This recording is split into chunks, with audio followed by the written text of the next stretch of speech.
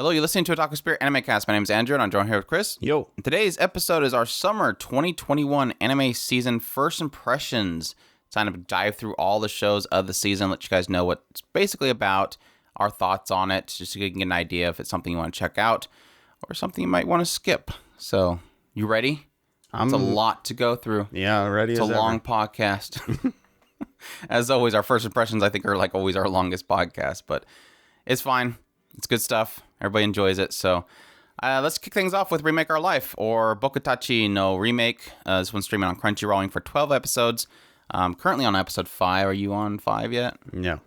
I 4? think I'm on 2. 2. Man, like one of the best shows of the season. You're not getting caught up. What's the deal? I've been binging a lot the last few days. Just not this one for some reason. You got something against one of my favorite shows of the season. I think if I express that I enjoy something, Chris is like, nah, I think I'll leave that be. No, I'm going to catch up on it. Andrew's got terrible taste. Being done by Studio Feel, sources light novel, genres are comedy, sci-fi, drama. The director on this one is Tomoki Kobayashi, who did Kame ga Kill, Amegami SS 100, Seirei, and Utawaremono. The creator is Nachi Koi, who did the script work for Furugasai, and the publisher is Frontwing. So, yeah, this one basically takes place following a guy named Koya, and Koya is kind of down in the slums. He just doesn't really enjoy his life. The company that he's been working for just pretty much fell under. He pretty much went into a normal college school and eventually joined the workforce. And then he wanted to kind of pursue his career of more artsy stuff. So he ends up going into some kind of shoujo making company. And they just did a terrible job and ended up going under. And as he's kind of going home, he kind of starts looking at a live stream where they have this announcement for a new visual novel from this Platinum Generation that everybody's like really excited about. And this new game that's coming out is like has the entire Platinum Generation a part of it. And he's like super excited about it, but he's also at the same time kind of like, man, I wish I was a part of this team. I wish I could go back to art school and actually go do this, because he ends up running into like the acceptance letter that he got from the art club, but he had the two choices and ended up going to a regular university. So at some point he ends up waking up and he is way back in time to the day that he actually received this letter. And he's like, doesn't quite know why he's there, but he's like, okay, well, I'm going to do it this time. I'm going to remake my life. I'm going to go to this art club or this art school where this Platinum Generation was from and do what I actually want to do. And so it kind of just begins his life in art school and meets his new dorm members and goes in and starts learning things about art. And he thinks that he has like an advantage because he's been in like 10 years worth of work in the future around this kind of concept about building games and stuff. But he's starting to realize really quickly that he's got experience, but not actual smarts in it kind of stuff. So yeah. And of course, as it would lead, pretty much everybody from the Platinum Generation is around him. I don't think that's a spoiler just because their names are so much similar to it. Like they have one girl was Akishino, and I'm like, character designer was Akishima Shino. I think that's the same person. I mean, I know that a lot of artists like use pen names and stuff like that, so that's what they're going with. But yeah, they're a little bit too similar, so it's kind of easy to point out. But yeah, that's pretty much the gist. Just kind of this concept of him, rebuilding his life around art, the people that he meets at school, and the stuff they go through, and some really cool concepts behind it. Other than that, but your thoughts so far? From what I've seen, I did like the way it started out. It was very much between the nostalgia points and some of the kind of themes of don't regret what you've left, or don't make choices that you're going to regret later in life. And that's really kind of the gist of what I've seen so far, and it doing really well at that. Like I said earlier, this is one that is definitely on my list of I want to watch. I chose poorly on some of the ones that I ended up watching, so it is what it is. I like that you admit it and I didn't. Joking. No, this is one that I've been enjoying. It is one of the contenders for my favorite of the season already. It was nice that we had a full hour-long first episode, so it feels like I've already gone through about 6 episodes at this point, so it feels like half of it. But no, it wasn't one of the first episode was like an hour long, wasn't it? That's what I just said, yes. Oh, Yes, that's what I just said.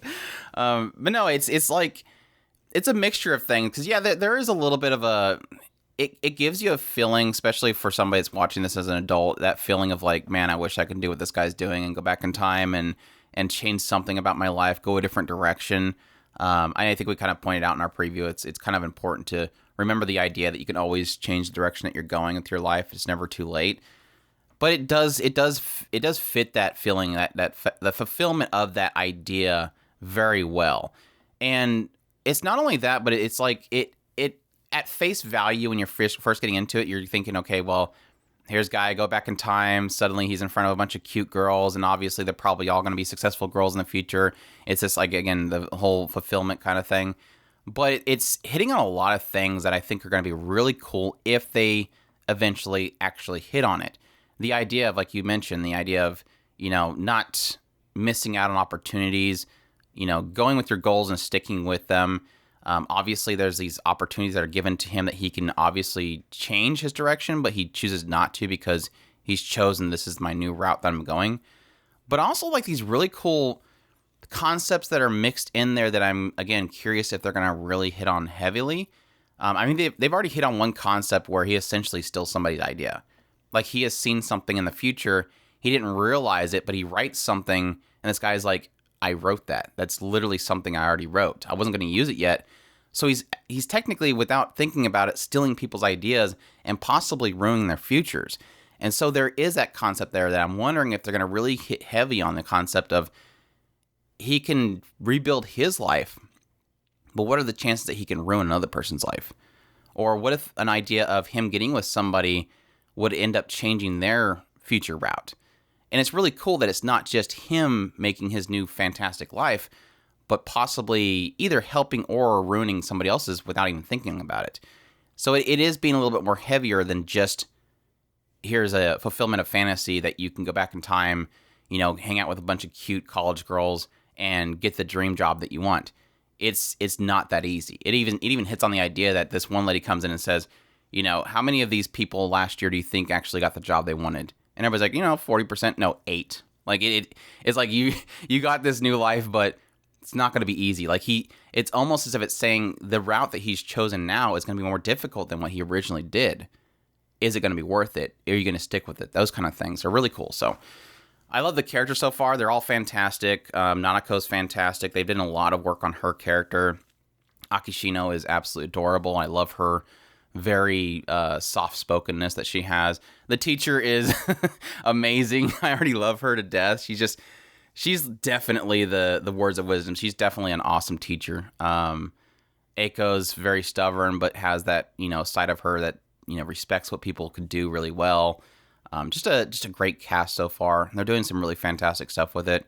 I'm doing a weekly impressions on it, and I've been enjoying kind of theorizing what's kind of popping up here and there. I have my theories on possibly who is working behind the scenes to make this all happen already. So, yeah, it'll be definitely interesting to see where it goes. It's being done by Front Wing, and it's kind of surprising that, granted, when he first went back in time, it shows like this bookshelf, and it's just full of Front Wing stuff. But I was more fascinated by the fact that, especially with Nanako, since she likes to sing, a lot of the music that she does is not even related to Front Wing. Like they did in the last episode, they did God Knows, which is the big famous song from Haruhi Suzumiya. So it's like they're getting really, and it's true to that time frame. So it's like they're looking at that time frame that he's now in, which, like you said, the whole nostalgia thing. It's hitting on those ideas like in this time frame, this was a really popular song at the time. So obviously she would want to sing that in front of a huge crowd. So it's really cool in that regard. So yeah, really loving it. Looks great. Has a lot of great characters. Loving the chemistry. Hitting on some actually strong ideas, not just fulfilling a fantasy. So definitely a suggestion for me. Remake Our Life. Girlfriend, Konojo mo Konojo. This was streaming on Crunchyroll, running for 12 episodes. Tezuka Productions working on it. Sources of manga. Genres are harem, comedy, romance, school, and shonen. I've watched 4 episodes. I think you watched 5, according to the watched list on the site. Yeah, I've watched the last episode, I'm sure. This one follows a guy named Naoya, And Naoya has recently finally gotten the girl of his dreams, this girl named Saki. He apparently has been like confessing to her like every day for months. And eventually she finally accepted to become his girlfriend. And they're now dating each other. And at some point, while he is, I think it was on lunch break or something like that, a girl named Nagisa confronts him.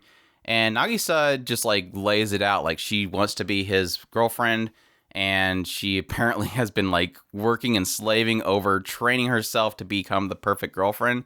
And that's very apparent to him. But he's like, sorry, I already have a girlfriend. And she's kind of upset by that. But he's like, this girl went through so much to become my girlfriend. I cannot tell her no. So let's go ask Saki if she's okay with us, you both being my girlfriend. And yeah, Saki's not too okay with that. But after Naoya kind of really pleased with her and says, I'm going to make sure that you're both happy. I'll do everything that I can. Just will not let it go. She finally reluctantly agrees to it. Not only that, Nagisa like big time sold herself to Saki before he even got a chance to ask. That's what I was like thinking. I was like, this whole idea of like, you like her, right? Because she's like, I want you to be my girlfriend. I'm like, now you should just come and say, you can do that. we'll all three be a thing. But and of course, for some reason, Naoya has a house that he lives in by himself. And so they all live in there together. And shenanigans happen. I think the 4th episode, they end up bringing in the live streamer, and she's now a part of the harem too.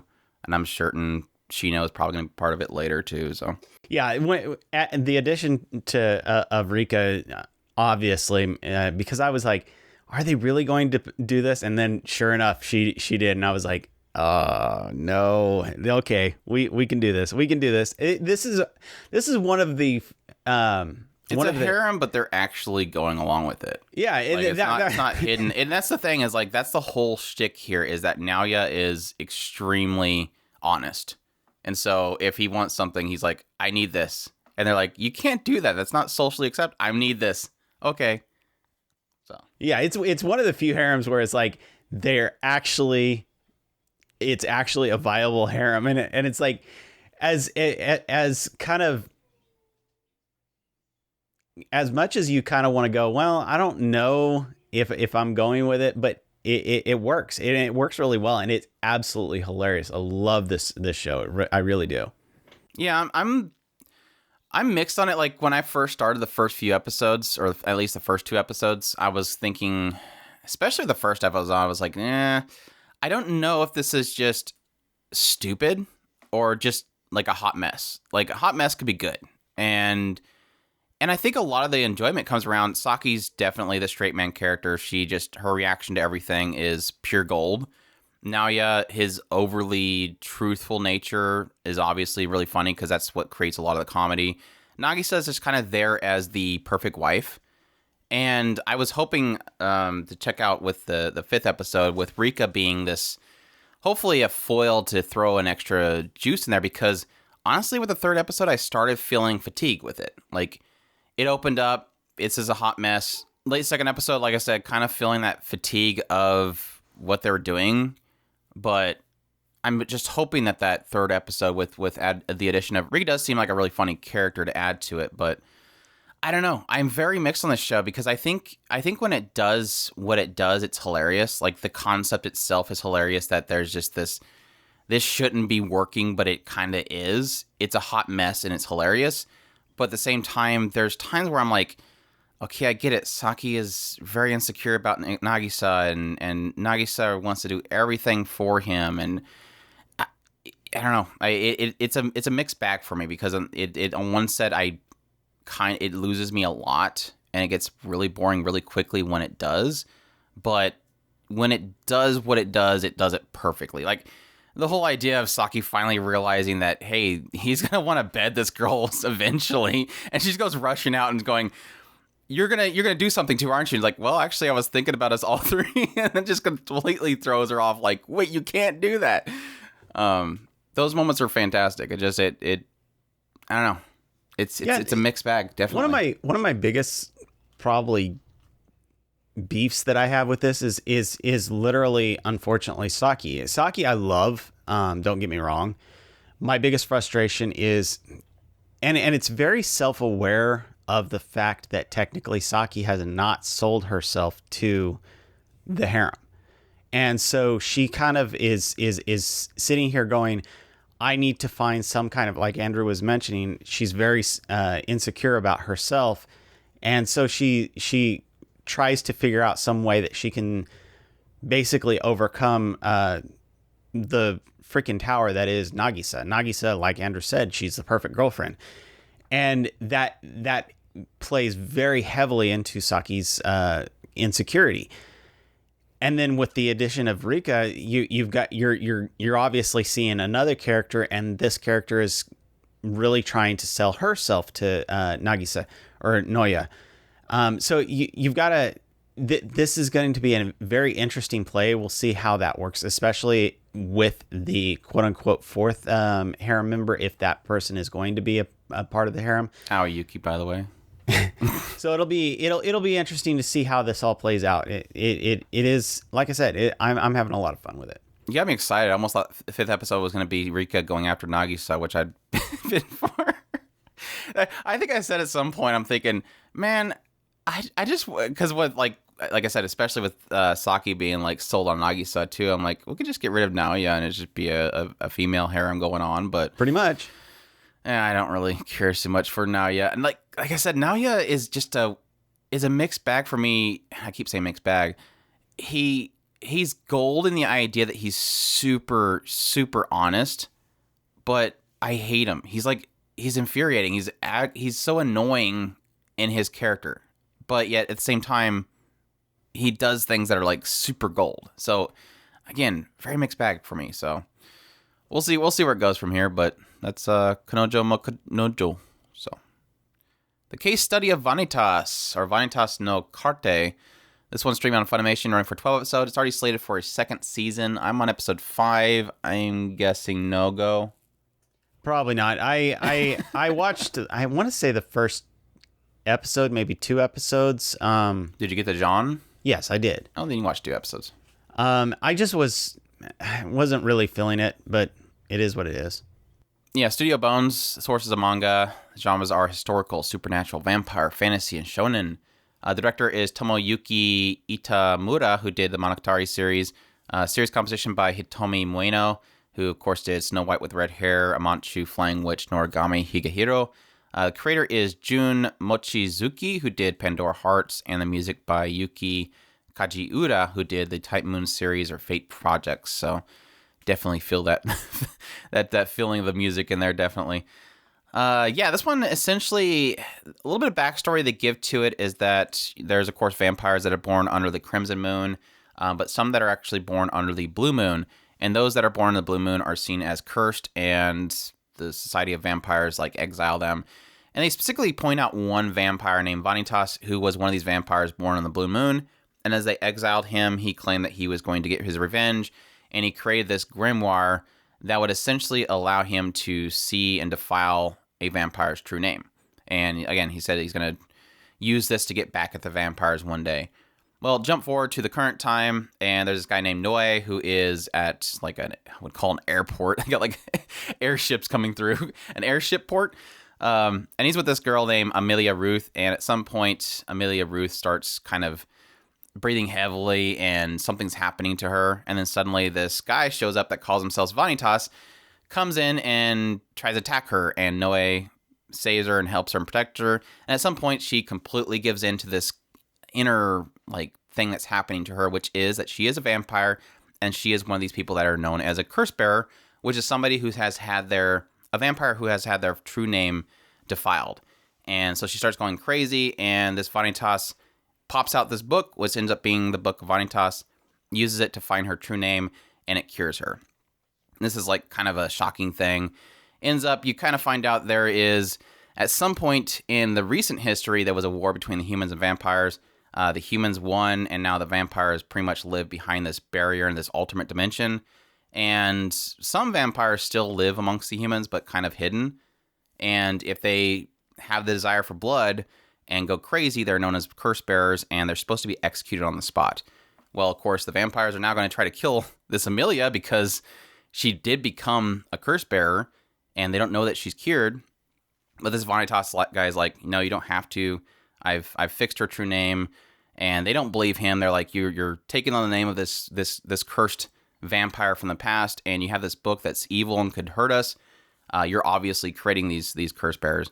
So now they're kind of just trying to prove that this Vanitas is a good guy. He claims that he wants to save vampires, but of course people are afraid of him because if he has this book, then he can essentially harm vampires. So that's pretty much the setup so far. And then eventually this Lucius guy shows up with this Jean guy, this Jean lady who is like this vampire that killed thousands of vampires during the war, and they want the book. And yeah, I really love this series so far. It was funny because the first 2 episodes I really wasn't sure. I mean, I really did like the personality of the characters. Vanitas is like super like Yato from Noragami. I almost was kind of thinking if there was some kind of tie-in there. Just Yato from Noragami and Vanitas from this show are like just seem like spitting image of each other. Very goofy characters, but can be serious when they need to be serious.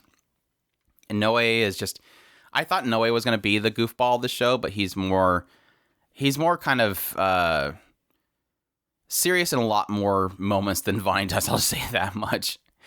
The animation is fantastic whenever it needs to kind of kick up the animation. Like I said, the music, I didn't actually know that it was Yuki until like we got to the fight with Jean, and I'm like, oh, this music sounds familiar. And I looked it up. I'm like, oh, okay, that makes perfect sense. I had that Type Moon type vibe coming from it. But I love the world that it's set up so far. I don't usually like vampire stories much, or at least they're not really, overly fascinating for me. But I do like the concept of the names and the true names of vampires, and they're really kind of hitting heavy on that aspect. The 5th episode was way brutal. They actually had a content warning at the beginning of the episode. I'm like, yeah, we'll see. And then sure enough, I'm like, yeah, I guess it was. I guess that was pretty graphic. So it does get violent. Truth be told, what he had mentioned about that content warning, it was like, yeah, that leads me to not want to watch the next couple of episodes at all. So I'm kind of glad that I let that one go. Yeah, thankfully, I guess the only thing that kind of saves it the fact that it wasn't overly. It doesn't dwell on it. It was very quick, very very violent, very quick, and it kind of moves on. So yeah, it's really cool. Very dark world, very dark theme. I love the setting. I love the visuals. The Paris setting, very gothic. Looks really amazing. Character designs are fantastic. The chemistry is just on point. Vanitas himself is just so weird and so cool. Like, they had this one point where he just completely throws Jean off, and I'm like, what are we doing here? This is both really cool, but at the same time, I'm like, I don't know if I like this, but I think I like this. And it gets even worse and more crazy with Vanitas and Jean. I don't really know what they're doing with those two characters. Demi was great when they added her into the mix. Like I said, a lot of fantastic characters. The world it's kind of slowly diving into is fantastic. I'm super happy it's getting 2 seasons because I think I'd be pretty upset with only 1 core of this, but it's working on all cylinders. Action, animation, characters, themes, visuals, the writing, the characters' interactions, the true names aspect, the fears and the acceptance of the book, the grimoire itself, and what it can do. Just all points really fantastic. And I think they're even telling the story well because, granted, like I said earlier, I probably synopsed it terribly.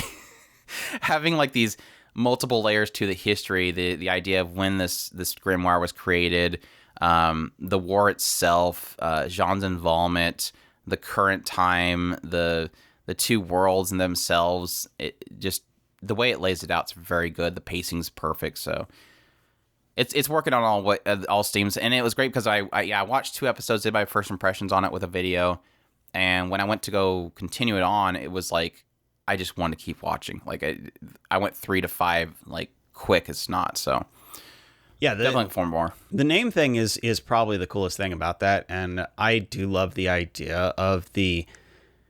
To me, the way it came off is the names, and then the names get defiled by the curse bearers, and then he comes in, he cures the name, by restructuring it. And then the vampires are naturally not liking that because of the fact that are the vampires technically, quote unquote, the bad guys, and they see the curse as as a defilement of their name, whereas the curse bearers are technically to them the good guys. And so that I love the way that they played on that, at least for the first couple of episodes that I had seen. I'm guessing they changed that up, and so they're I think it was a misinterpretation or something. No, the interesting thing that comes from that is that they've sold themselves so on the idea of if they want to live amongst the humans, they can't drink blood. And so out of nowhere, when you have somebody becomes a curse bearer and they start wanting and craving blood, they've always known it as, well, they're lost. We have to kill them. They have to be executed. So the thing that was with Amelia Ruth was you had this girl that did become that, but this was this kind of, at least this particular area in Paris, their first time they seen, wait, no, she can't be normal. She craved blood. She became a curse bearer. She has to be executed. And they're like, no. He can cure it. And they're like, no, you're not going to instantly believe that. We've always known if you become a curse bearer, you have to be executed because you cannot live amongst humans. And so it's an interesting aspect in that idea. It is playing on the idea of they've always seen this as the norm, and now he's kind of shaking it up. And even later on, when he goes into the vampire realm and just stands before them all and says, I'm going to do this, it's like they all think he's nuts. You just don't do that. You can't. Nobody's been able to do that. But yeah, then it comes back to also the idea of the fear of Vanitas. The name of Vanitas is not a good name. But yeah, he's bearing it. So interesting stuff. We'll see where it goes. That's the case study of Vanitas. Cool stuff. The detective is already dead, or Tantai wa Mao Shinderu. This one is streaming on Funimation. I don't know, it's not Mao, it's Mo. I guess it's Mo. It's not Meow, like Mao, like demon or anything like that. Streaming on Funimation, running for 12 episodes. I'm on 4. I'm guessing you're on 4 too. I don't think that was a 5 yet. I only seen the reveal of the sapphire. Yeah, I think that was 4. Studio is ENGI. Source is a light novel. Genres are mystery, comedy, drama, romance. The series composition is being done by Hitomi Moeno, who did, again, Snow White with Red Hair, Manchu Flying Witch, and Origami Higehiro. This one follows a guy named Kimihiko, and he early on kind of expresses the fact that he has terrible luck. Pretty much bad things find him. So he'll be walking down the street, and he'll turn a corner, and he'll just walk right into a drug cell or something like that. He gets involved with things that he just doesn't want to get involved with. Just terrible luck. At some point, he ends up running into somebody who forces him to carry a suitcase onto a plane and deliver it somewhere else. He's kind of forced to do it, so he does it. And he's on the plane, and at some point, the attendants ask for a detective. They said, is there a detective in this plane? You know, normally they ask for a doctor or something, but no, they ask for a detective. And this girl next to him, Siesta, is apparently a detective. So she's like, I'm one, and I'm going to make this guy my sidekick, and brings him along. And even though he doesn't want to, they go to the front of the plane where they find this guy that calls himself Bat. And Bat's pretty much like, try to find out why I'm making this plane a hostage, basically. And she pretty much figures it out, calls him out. And at some point he attacks them. He has this thing come out of his ear, which she ends up calling, I forget what they call them, like Android or whatever. This weird tentacle thing that spreads out. Apparently there's this organization that is able to create these, and she's apparently working against them. And yeah, they stop him, they get back off the plane, and they work together for a while because Seista kind of pushes him until he finally accepts to become her sidekick. She pretty much words it as, the way that I've seen it is that it's pretty much pointing out the fact that he has such terrible luck and he always runs into bad things. Well, if she works alongside him, she can protect him from those bad things. So it's kind of a win-win for them. So they end up working with each other, I think, for 3 years. Seems like that. Seemed like a long period of time they worked together. And eventually it just says that the detective's dead. So it's laying out that this girl's dead, and now he's moving on with his life. He's going back to school life. But that would be too simple. As quickly he is run into by a girl named Nagisa who, wants him to basically figure out, she has this feeling that she just got a heart, and she has this feeling that she needs to find somebody, and she wants him to figure out who that somebody that her heart is desiring to find And so he's apparently right back into work. And that follows up with this other girl who is a idol who, said that there's this note that she received that said that this bad organization is going to come and steal this gem from her home. And so she wants him to basically protect it and so on and so forth. Your thoughts? I really, really liked Siesta, and I think that has kind of frustrated the last few episodes. To give an idea, Siesta is in the first episode, not in any episode after that.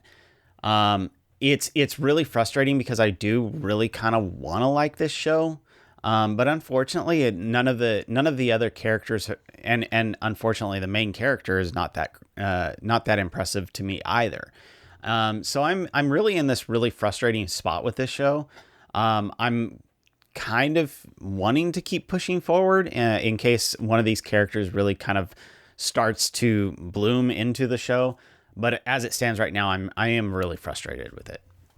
I think I told him when I was watching episode 4 or something like that, I stopped Chris and I said, I think I figured out why I don't like this show. Kimihiko is a boring character. Like, he is the most boring character. And it was funny because I think I was expressing that with the first episode. This is another one that had an hour-long first episode. And I had the same feeling then. I was watching the show and I'm like, the chemistry between Kimihiko and Siesta was just not there. Now, she had this very cold bluntness to what she kind of explained things, and that was funny here and there. Like, she would suddenly just say something that was really kind of really mean, but very tone deaf. Like, it was at one point where she's like, I think she said something like, you look so normal. And that would be perfect for doing like undercover work because nobody would care who you are because you're just so normal. Like, it's pointing out the fact that he himself looks so normal and is so boring that he'd be perfect for doing these covert operations. Those moments were kind of, I get a chuckle at me, but everything else wasn't there. And I think the other issue that it kind of runs into, and so mix that in with going forward, even with Nagisa's inclusion, even with Yui's inclusion, there's just no chemistry. And I think a lot of that has to do with Kimihiko is such a boring and uninteresting character. Every now and then he would do something that seems really weird. Like, and I think it's because the way that Siesta kind of trained him to be a detective, he would do certain things. Like, there's one moment where, since he's helping this idol girl, at some point he needs to learn more about her.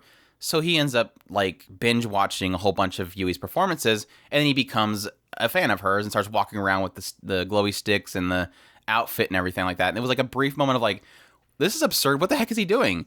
And then it's like, okay, move on. It didn't last very long. My other issue that I have is this is not a show for mystery. If you're looking for a detective show, quote unquote, you're not going to find it here because especially when Siesta was around, at least with the first hour episode, her whole shtick was that she would figure things out before going into the situation. Like, she would solve the mystery before she would even confront the mystery. Yeah. And so she would immediately just say, I knew it all along. And that's what irritated this bat guy, and he ended up attacking them, is she knew everything already. She knew why he was there. She knew, what he was doing, who he's working for. And this agitated him to the point where he attacks. And this is something I was kind of afraid of they would have Kimihiko do going forward, since, again, the detective's already dead. Obviously, he would be going out and working on his own. But he technically doesn't do that. It seems like he's trying to do that with Yui, which he technically does eventually. Yeah, that was But with Nagisa, he didn't really do that with her. It had to kind of go in as... You can assume that he did know because that's why he went to Bat. But he knew Bat would be able to figure out, where her heart came from because his hearing is so insanely good because he has this android thing on his ear. I don't know. So it doesn't feel like the mystery's there. It kind of it has that syndrome of explaining what you never seen at the end of it. So it's like you have this big moment where everybody's gathered around and they go, the killer is actually this, and let me explain why. All the stuff that you didn't see that I seen is why. It doesn't really it doesn't allow you to figure it out as it goes along, I guess is the point. So the mystery's not there. It's not a detective show, I don't think. It seems to be more character focused, but the characters just aren't there for me personally. I don't know. I'm trying to search for something. I just can't find anything. I think the only mystery there for me right now is Whereas Siesta, they haven't shown her actually die.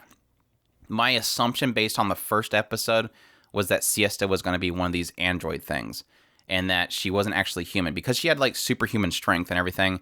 And he even points it out, like right immediately when this guy points out this thing that's on his ear, he says, oh, wait, so you're one? And so Kimihiko at the very beginning is already assuming that Siesta is one of these. So my assumption is that eventually we're going to find out that, oh, they just remade her again and she's back, and then throw her back into the harem that he's developed and move on. And I think that a lot of the frustration that a lot of people have with this show that I've already seen is everybody's angry because they were sold on Siesta as a character, and they've hated ever since she left. So it's like I don't understand the direct. My assumption, and this is going to be soft spoilers. I don't think this is really that big of a deal because I think it's in the second episode they reveal this, maybe in the third episode. My assumption is that every single one of these girls has a part of Siesta. Yeah, I thought about that too. And either what's going to happen, like especially the thing that she had in her head, I was like, I totally thought that's what they were going to go with, was that was going to be that from Siesta. I'm being vague as I'm pointing to Chris so he can figure out where I'm going with this. So each one of these girls are going to have essentially a part of Siesta. And I figured what was going to happen was that basically Siesta was going to speak through each of these girls. But I don't know that's enough. But again, my other assumption is that eventually Siesta is going to pop out of nowhere. It's like, yeah, they rebuild me. I'm here. But that's on the assumption that she is one of these androids and she could be, rebuilt. So I don't know.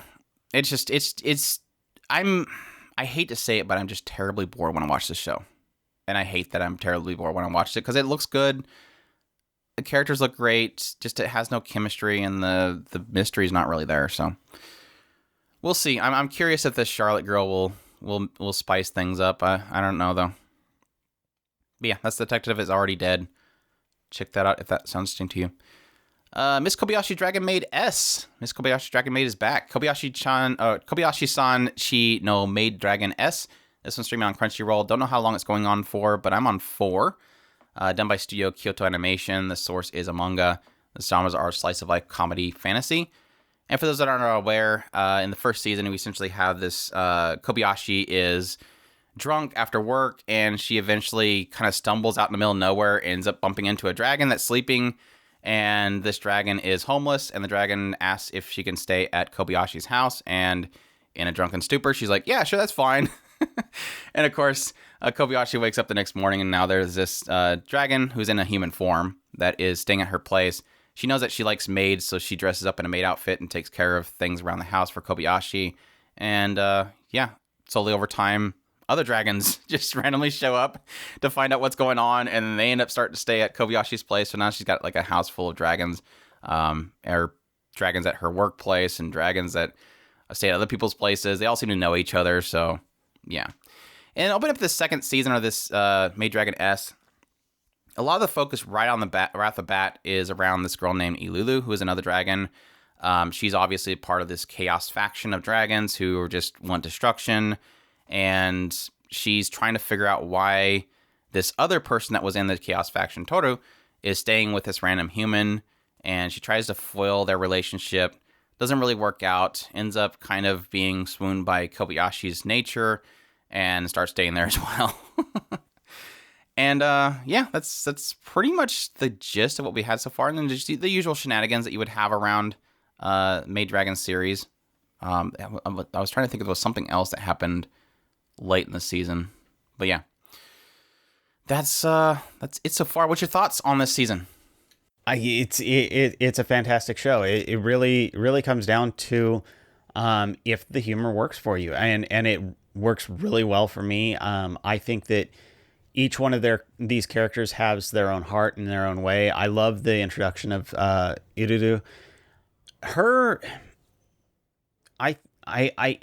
The only thing that really kind of, if I was to pick a beef, it would be that she didn't get enough kind of introduction. They got into her past and why she's frustrated with Kobayashi and all of that, and then the resolution was really quickly of so be it. If you can prove to me that that humans are different, then then that will be my way of accepting this situation. And that I like how Kobayashi basically puts it like, Ilulu's like, you're trying to trick me with sweet words, and Kobayashi's like, okay, if that's the case, yeah, I'm trying to trick you. You wanna be tricked? That was really cute. And so they've done with the introduction of her, that they've done quite a bit, but that's as much as far as drama beats that they've gotten. And this isn't really a drama type show; it's more of a comedy. Like Andrew had mentioned, the shenanigans of, technically these are full on dragons that can destroy things with their fingertip, and so you really have, it is a lot of fun to see them kind of the over exaggeratedness of these situations. So like I said, I loved it. It's doing great. It's real nice to see them come back too. Yeah, definitely welcome back, Kyoto Animation. I really do like this show in the regards it looks great, and they have so much fun every now and then doing some crazy bombastic animation because it's Kyoto Animation. Like especially when the Dragon Hunter came, Toru just completely destroys him. The fight between Iruru and Toru was amazing as well. But it's great that you always have like these goofy comedy beats throughout the entire series. Yeah, Toru trying to find a hobby, those kind of things. Playing Monopoly on the side, trying to find a maid outfit for Kobayashi. All these like little funny comedy beats, but every now and then they'll slip in these very not heavy drama. It's not like trying to cram it down your throat, some kind of message, but just kind of these subtle stories about, the thoughts of what's right and what's wrong in certain regards. I mean, Elma, I'm so happy we have at least gotten half an episode of Elma. But they have this one point in which Kobayashi realizes that Elma is able to code really well. And so she starts giving him responsibilities. And then Elma then learns that Kobayashi's been shouldering her work for a long time, that she is this pillar of the company. And this frustrates Elma. Like, it turns into this whole goofy thing where Elma's trying to essentially compete with Kobayashi. Like, let's do this line of code and see who can do this work faster. So it turns into competition. But then you kind of find out it's not that Elma wants to one-up Kobayashi. It's because Elma, in her previous world, a pillar was a hero who stood, up on the front of it and held everybody else up and sacrificed themselves. And Elma doesn't want that from Kobayashi. And it kind of parallels it to, the workforce, like somebody who is the pillar of the workforce that everybody looks up to basically hold everything up, ends up dying, like they get overworked and it costs them their lives. So she's paralleling it with a hero to an office worker who overworks themselves. And it was a really sweet little moment, and it includes Elma, so I'm all for that because Elma's best girl. Just a lot of really great moments. Rico at the amusement park was fantastic. Has Georgie in the background kind of puppeting everything together for her, so her, Ilulu, and Kana could be together and do things. It's a lot of really cute moments with them. Loka had an amazing moment with her and Ilulu, just kind of trying to push Ilulu out of her darkness, because Ilulu basically blames herself, or not really blames herself, but she wallows in the fact that she was a bad person, and she doesn't want Kobayashi to kind of fix the situation by saying it doesn't matter, and so she's just letting herself wallow, and then Loka has to kind of pull her out of that, and it was really cute. So yeah, a lot of really fantastic moments already. Loving the characters as always. It's just it's a joy every single episode, and I cannot say enough how much Miss Kobayashi Dragon Maid is just one of those gem shows that everybody should watch. So yeah, I'm surprised the world hasn't ended yet though, because Fafner got banned. Mm-hmm. It kind of made it out like he was going to go out and destroy things. It didn't really do anything. It was just a one-off joke or something. But yeah, Miss Kobayashi Dragon Maid S. Check that out. Definitely a suggestion. My Next Life as a Villainess, all routes lead to Doom X, or Otome Game no Hamatsu Flag Shika Nai Akiyoku Reijo ni Tensei Shite Shimata X. This one's streaming on Crunchyroll, running for 12 episodes. I'm on 4. I think you got through 5. Done by Studio Silverlink. Source is a light novel, comedy, drama, fantasy, romance. School is the genres. And for those that do not know, the first season of My Next Life as a Villainess essentially follows a girl who is transported into the world of an Otome game. But unfortunately, she is put into the life of the villain of the Otome game, the one that dies like pretty much in every single route of the game itself.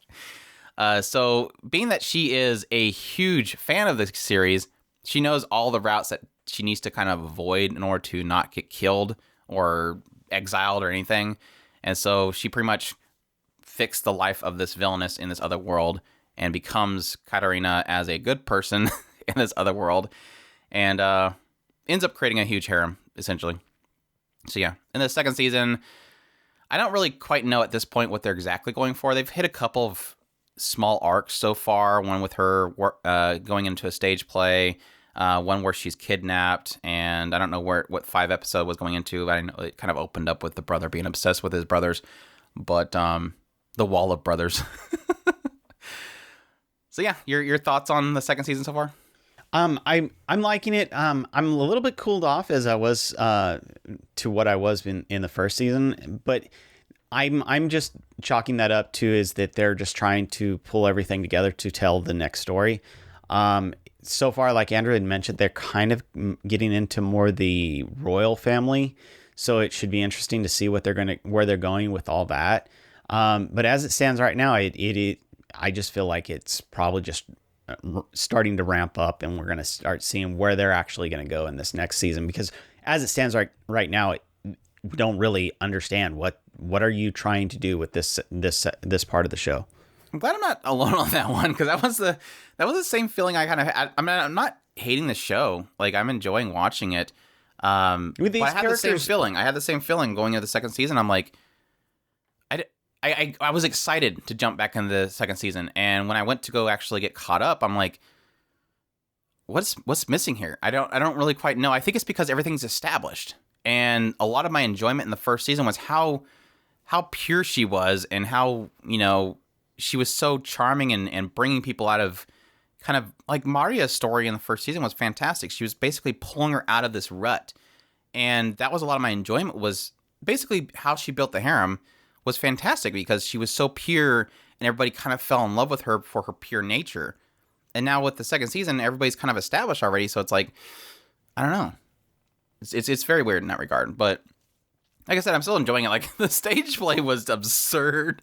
I had to go tell Chris, I'm like, it was great, because at some point it was kind of like the Cinderella story. Cinderella's right. Mm-hmm. The wicked stepsisters and everything. And at some point, it's like, out of nowhere, everybody's fighting over the wicked stepsister. It was like, what is going on here? And then on the side, Sophia, who wrote the story, is like going, yeah, this is great. Just keep going. Just keep going. This is exciting. Keep going. I'm like, no, there's no, this makes no sense. But yeah, her basically channeling the villainous character of the game that she's supposed to be in, just to be the wicked stepsister was fantastic. She was great. But I didn't quite figure out what you were talking about with her going evil. I guess that's what you were talking about. That was what I was. Oh, okay. About. Because the entire time I'm going, this gem's gonna corrupt her. She's gonna be super evil. I don't know what's going on. No, it was. If you would go based on what I was watching, you got the gem, and then the next episode was titled "I Became the Villain." Yeah, exactly. I got you. I kind of figured that, but yeah. And then, like I said, you like you mentioned, it is seemingly giving a lot of focus on Giordo and the royal family and everything, which is interesting. I don't know if it's going to go into anything really gripping at that point. I know that Giordo decided to take the jump forward after seeing a bug bite. That was so great. I cannot believe how forward that guy was. And like when I seen that bug bite, I'm like, whoa, okay. And she's completely oblivious. Like, she is so pure.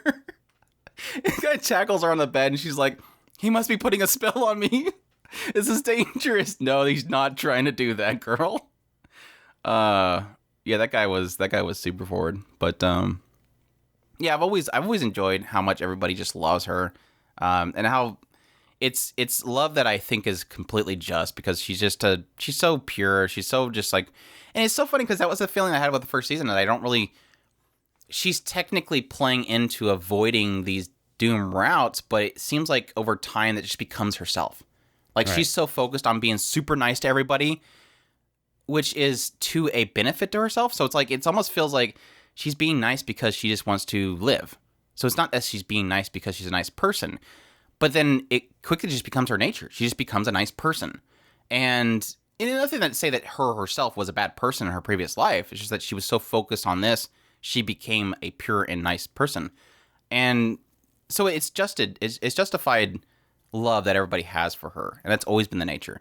But like I said, I have to admit that with the second season, I'm kind of going, I don't know really that the flavor's still there, even though there is some really great moments. I'm just hoping something comes of it soon. There is a frustrating trade-off because these characters are really, really established. You do have a lot of, especially with the viewer, you do have this level of loyalty that you have to these characters. And so seeing this, if you want to call it that's an after story, as you're watching that, you do have a certain level of giving these characters a lot of leeway. But at the same time, there is this frustration of, I want to see where we're going next. And as it stands right now, we haven't really been given much of this is where we're going. There was a glimpse of, okay, is this where we're going? A seed that was planted with, like Andrew had mentioned, the kidnapping plot. With that, you can kind of see where we're possibly going, especially since now we're technically getting into the royal family. So it will be, like I said, it will be interesting to see if that's the direction that they're going with this. But as it stands, it doesn't seem like that's the direction they want to go. But at the same time, that was the seed that's been planted so far. So we can assume that's where they're going. That and the magic school, which I've been talking about since the first episode, but haven't yet to go to the magic school. But yeah, that's my next life as a Villainess X. Check that out if that sounds to you. How a realist hero rebuilt the kingdom, or Jinjitsu Shugi Yusha no Okoku Saikinki. This one's streaming on Funimation, running for 13 episodes. I'm on 4 at the moment. I think there's 5 if you've watched that or not. JC Staff's working on it. Sources light novel. Genres are action, military, harem, magic, romance, fantasy. Director is Takashi Watanabe, who did Kino's Journey movie, Slayers, Shakaga no Shana, Heavy Object, Arya, the Scarlet Ammo. And this one follows a guy named Kazuya, who in the opening segments, it kind of talks, for some reason, it's like it hasn't really addressed this in a long time, but he essentially was the grandfather, and grandfather expresses how much he loves that he's always been at his side, and he kind of hopes that Kazuya will settle down, get a family put together. That way, when he's old like his grandfather, he won't be alone. And as he's kind of going about his life after his grandfather passes, he eventually is transported to another world. And it was funny because when he gets transported there, the guys are like excited, like, hey, it actually worked. And some other guys like, yeah, you always got to try something once. But yeah, they're brought before the king. He's brought before the king. And this is when he finds out that even though, we usually believe that when they're isekai'd, it's because they're going to be super powerful and save the world, because they find out 10 years prior to him being transported to this Landia Empire, this entire continent was invaded by demons. And the demons have taken over like a third of the entire continent, and the humans are all kind of banding together to fight back the demons. And this is one of those kingdoms. Well, he's not really transported there in order to save them. He's transported there to be like a bartering chip to pay off their debt. Because essentially, if they can't get the funds together to pay for all the nations to have funding for their military to fight back the demon, everybody kind of has to pitch in. They have chosen to summon a hero and give them the hero so that they can essentially not be in debt to the other nations for this war funding, basically. So he's like, how about before you do that, I see if I can figure out a way for you to pay that off instead and help you with your money issues. And so he essentially starts looking into like the treasury that they have and everything. He ends up finding out that they have this huge stocking of treasures and national treasures, kind of divides them into things that have historical value, whatever, sells them off, and then is able to pay for the debt they essentially owe. And then this kind of turns into him being essentially the king steps off of the throne and says that Kazuya is the new king, and he starts figuring out ways of helping them make money and become a flourishing nation. He ends up finding out that they have cotton that they export, but at some point the other nations figure out that cotton was valuable, so their exports pretty much failed because everybody has cotton now. And he's trying to figure out ways to help them develop. And like in the second episode, he ends up doing a call out for people with extraordinary abilities that nobody else can match. They bring those people in. They start figuring out ways of cooking foods to, fight off this, famine that's happening by making really cheap foods. And that's basically the setup so far. Your thoughts?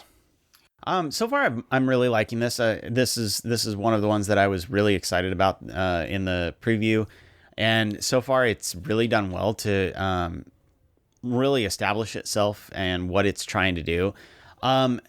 Very curious as to where they're going in the future. I think that this show's biggest weakness is probably that it's trying too hard to. I don't want to say that it's trying too hard to establish the characters. It's trying really hard to establish why the characters fit into this story. And maybe it's because they haven't gotten to a point where we can see a true antagonist. We know there's an antagonist in the quote unquote demon kingdom, but as it stands right now, we haven't actually delved into it. And so they don't really feel as threatening as they probably should feel. So far, the biggest probably, I don't even think they really even did that. So it's just this. There's this shadowy figure that is hovering over the entire situation. Obviously, we know that it's a problem. Otherwise, they wouldn't own a third of the continent. So as it stands right now, he's just trying to pull everything together and save the kingdom, which he's doing really, really fantastic. I love the call out to people to get the most talented, and then throwing everybody off by picking a person that didn't seem like it would make any sense to a lot of people, and then some other people are noticing, okay, I understand why this is actually a good thing. And so I like the way that they're pulling that off. But yeah, I'm liking where they're going so far with the show. Yeah, I think that's where I disagree is that last part. and it's really a kind of a disappointment thing, because starting out this show is not really doing much. With the first couple episodes, I'm like, this is kind of a very, very bare minimums rebuild a kingdom kind of thing. And it's so slow paced. It's not really trying to do anything special. And then at the end of the second episode, I was kind of excited, like, oh, this is going to be a really cool idea. This idea of him essentially rebuilding his council. Like he points out several occasions that these officials that are around him are doing nothing. They're just useless.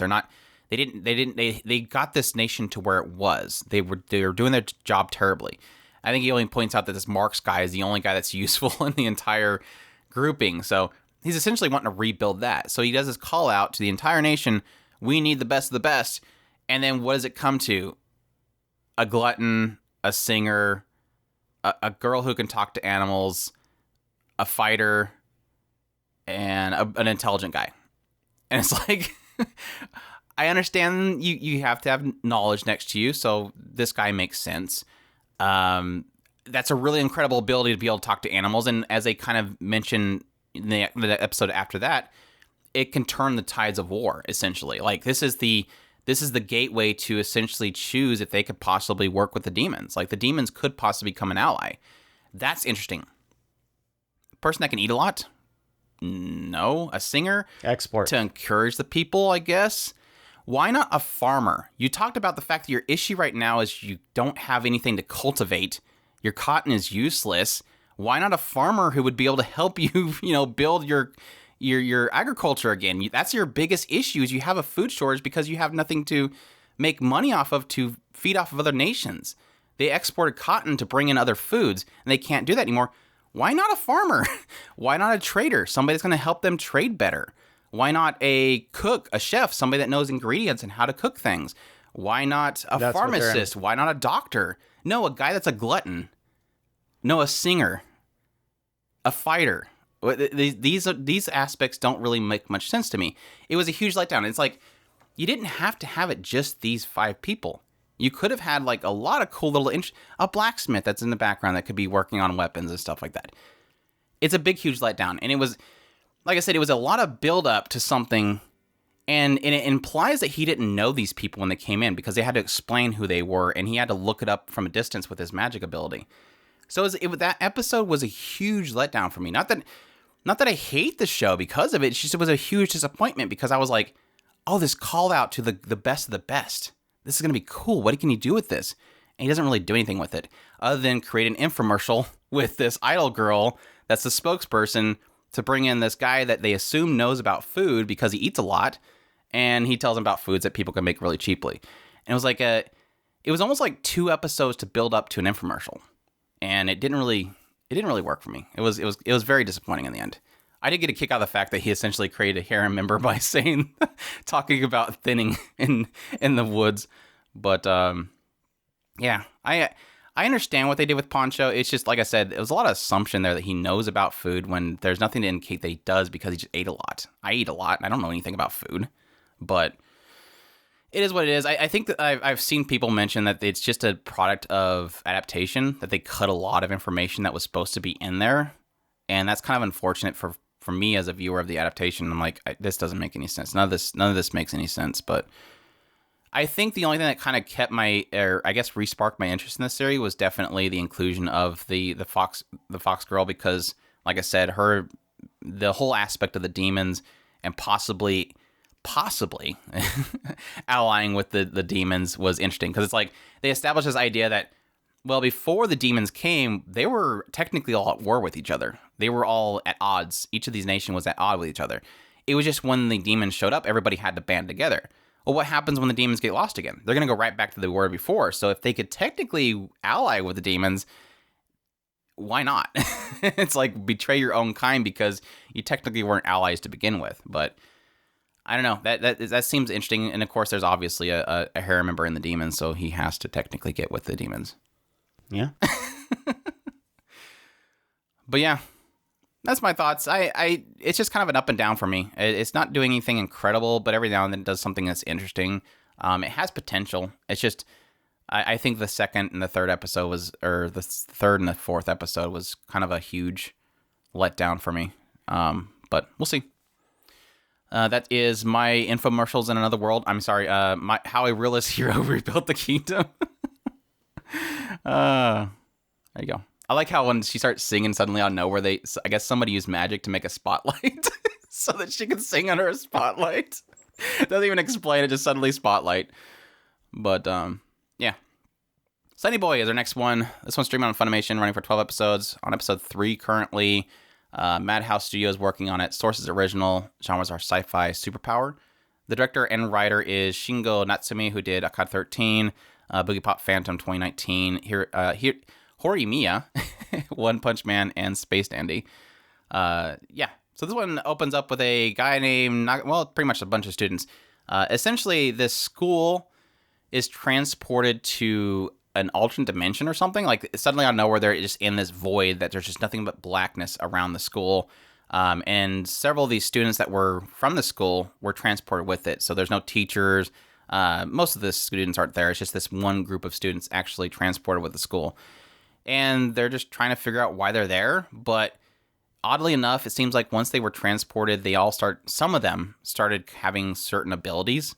So, somebody's able to kind of alter the dimension around them.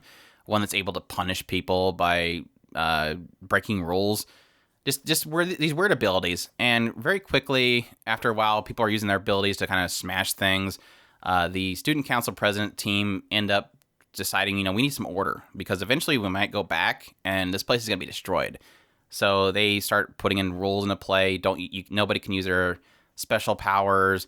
Don't destroy property. All these kind of things to kind of keep people in order as they're there. And eventually, after some stuff happens, they end up transported to... The school ends up on an ocean side of a remote island, and they start going onto the island and realizing that there's nothing around the island. It's like, just seems to be...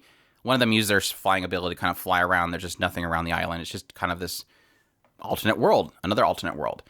And they find out there's actually different portals, different worlds within the school itself, and they're trying to figure out some kind of connection, a possible path back to their original world. The rules of the world itself, it seems like there's these rules that are in play that if something happens, something else will be the result. So they're having to establish these rules, and all this other kind of stuff over there. So, your thoughts on Sonny Boy? I only watched one episode. Thoughts? The show is, from one episode, it's pretty intriguing. Unfortunately, I don't care for the feel of it. And I really didn't much care for the artistic styling.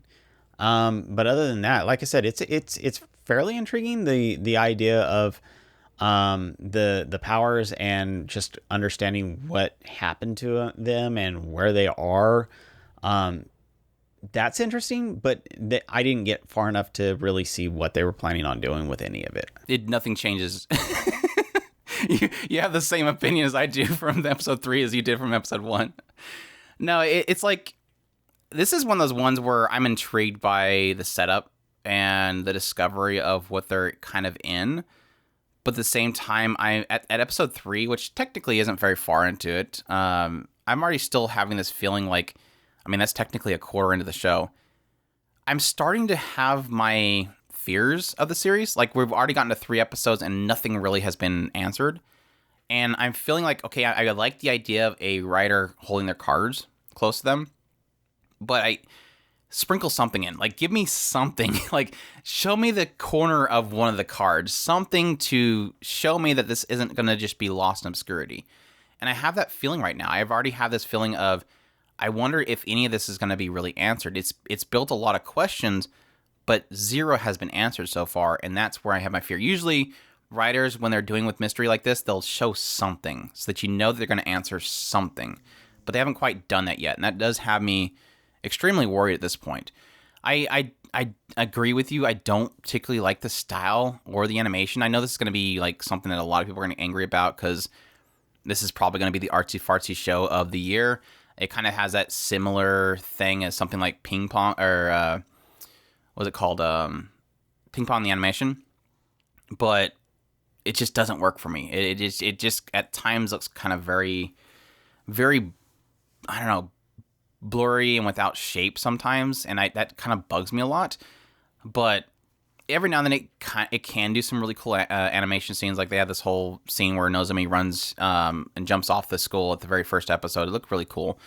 But yeah, I'm not a fan of a lot of the styling and stuff like that. But that aside, I'm interested to see where it goes. My thought early on was that this could be basically Isekai Children of the Flies, basically. But is it Children of the Flies? The Children of the Flies, or was it pretty much the name? Lord of the Flies. Lord of the Flies. Thank you. I knew it was wrong. I'm like, that Children of the Flies doesn't sound right. I know I'm wrong, because it has a sense that this Hoshi guy is kind of manipulating people on a regular basis. He's kind of trying to turn people into. He's trying to use his influence to kind of create his own order. And there's a lot of people that just don't care for him to be a leader or anything like that. They're like, just leave me alone. I don't care. Just do your own thing. And he's like, no, we have to have order, kind of thing. So it does feel like it's going to eventually push into that realm of basically students creating their own society, but it hasn't quite gotten there yet. And the mysteries in this particular world itself, like I said, just haven't. It's been adding so many questions, like the idea of their multiple worlds. They're trying to explore each one of these worlds. Take a look, see if there's anything behind it, and then kind of try to map it out on this huge billboard. And like I said, it just hasn't really answered any of those questions yet. It poses rules that they discover and figure out each episode, but how those all going to tie in later is going to be the big question mark. So a lot of mystery, a lot of intrigue. I'm curious about the world. I hope that it goes somewhere interesting, but currently it's just a lot of it's in obscurity, so it's hard for me to really recommend or not. It's going to take that moment when they finally kind of reveal one of those cards that's going to tell me if this is going to be something that's going to be really solid or not. It's nice that it's original because it's a lot of that mystery is there and we don't have to worry about people spoiling things, but we'll see. We'll see where it goes from here. It's got me, though. In the end, it still has me, so we'll see where it goes. And another Aoyuki. That's Sonny Boy.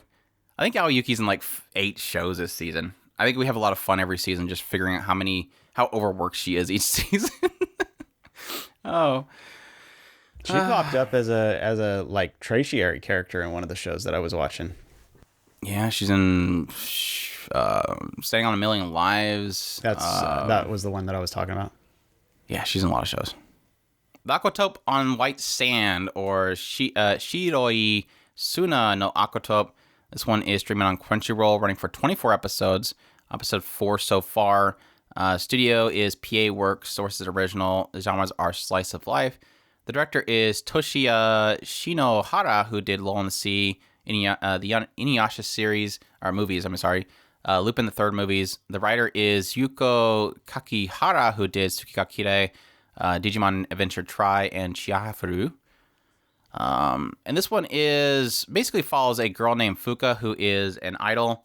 And at some point, she kind of drops out of the idol industry. You'll find out later that she pretty much gave up the center role to some other girl who said that she needed, or claimed that she needed to be the center role because her grandmother wasn't doing well and she wanted to basically get out there. So Fuka, overhearing this, decides to kind of start, seeming to everybody around her that she's being lazy, but she's actually just trying to, step back so this other girl can step forward. And this leads to her basically being laid off, and she basically leaves at that point. And as she's kind of getting ready to head home, get on the train, she randomly sees some kind of poster about this certain district that has this aquarium, and she just randomly decides to get on the train and go to this place. I thought the fortune teller sent her there. No, she runs into the fortune teller there. Because she takes the train first, she gets to the district, then she runs into the fortune teller. I don't know, either way. The fortune teller told her to go to basically to the beach, or all the way to the east or something like that, and then she'll find her destiny there, and then that's when she bumped into Kukuru. The fortune teller was great, though. It's like she was trying to pull one off on her, but Fuka's like so nice, and she's like finally just, it's fine. Let's just do this. Let me get serious about my craft. Yeah, let's actually do this the way it's supposed to be done. It was so cute. Because she's like offering her food and everything. But yeah, anyways, whatever happened, she ends up at this aquarium, which is this Gama Gama aquarium out in the middle of nowhere.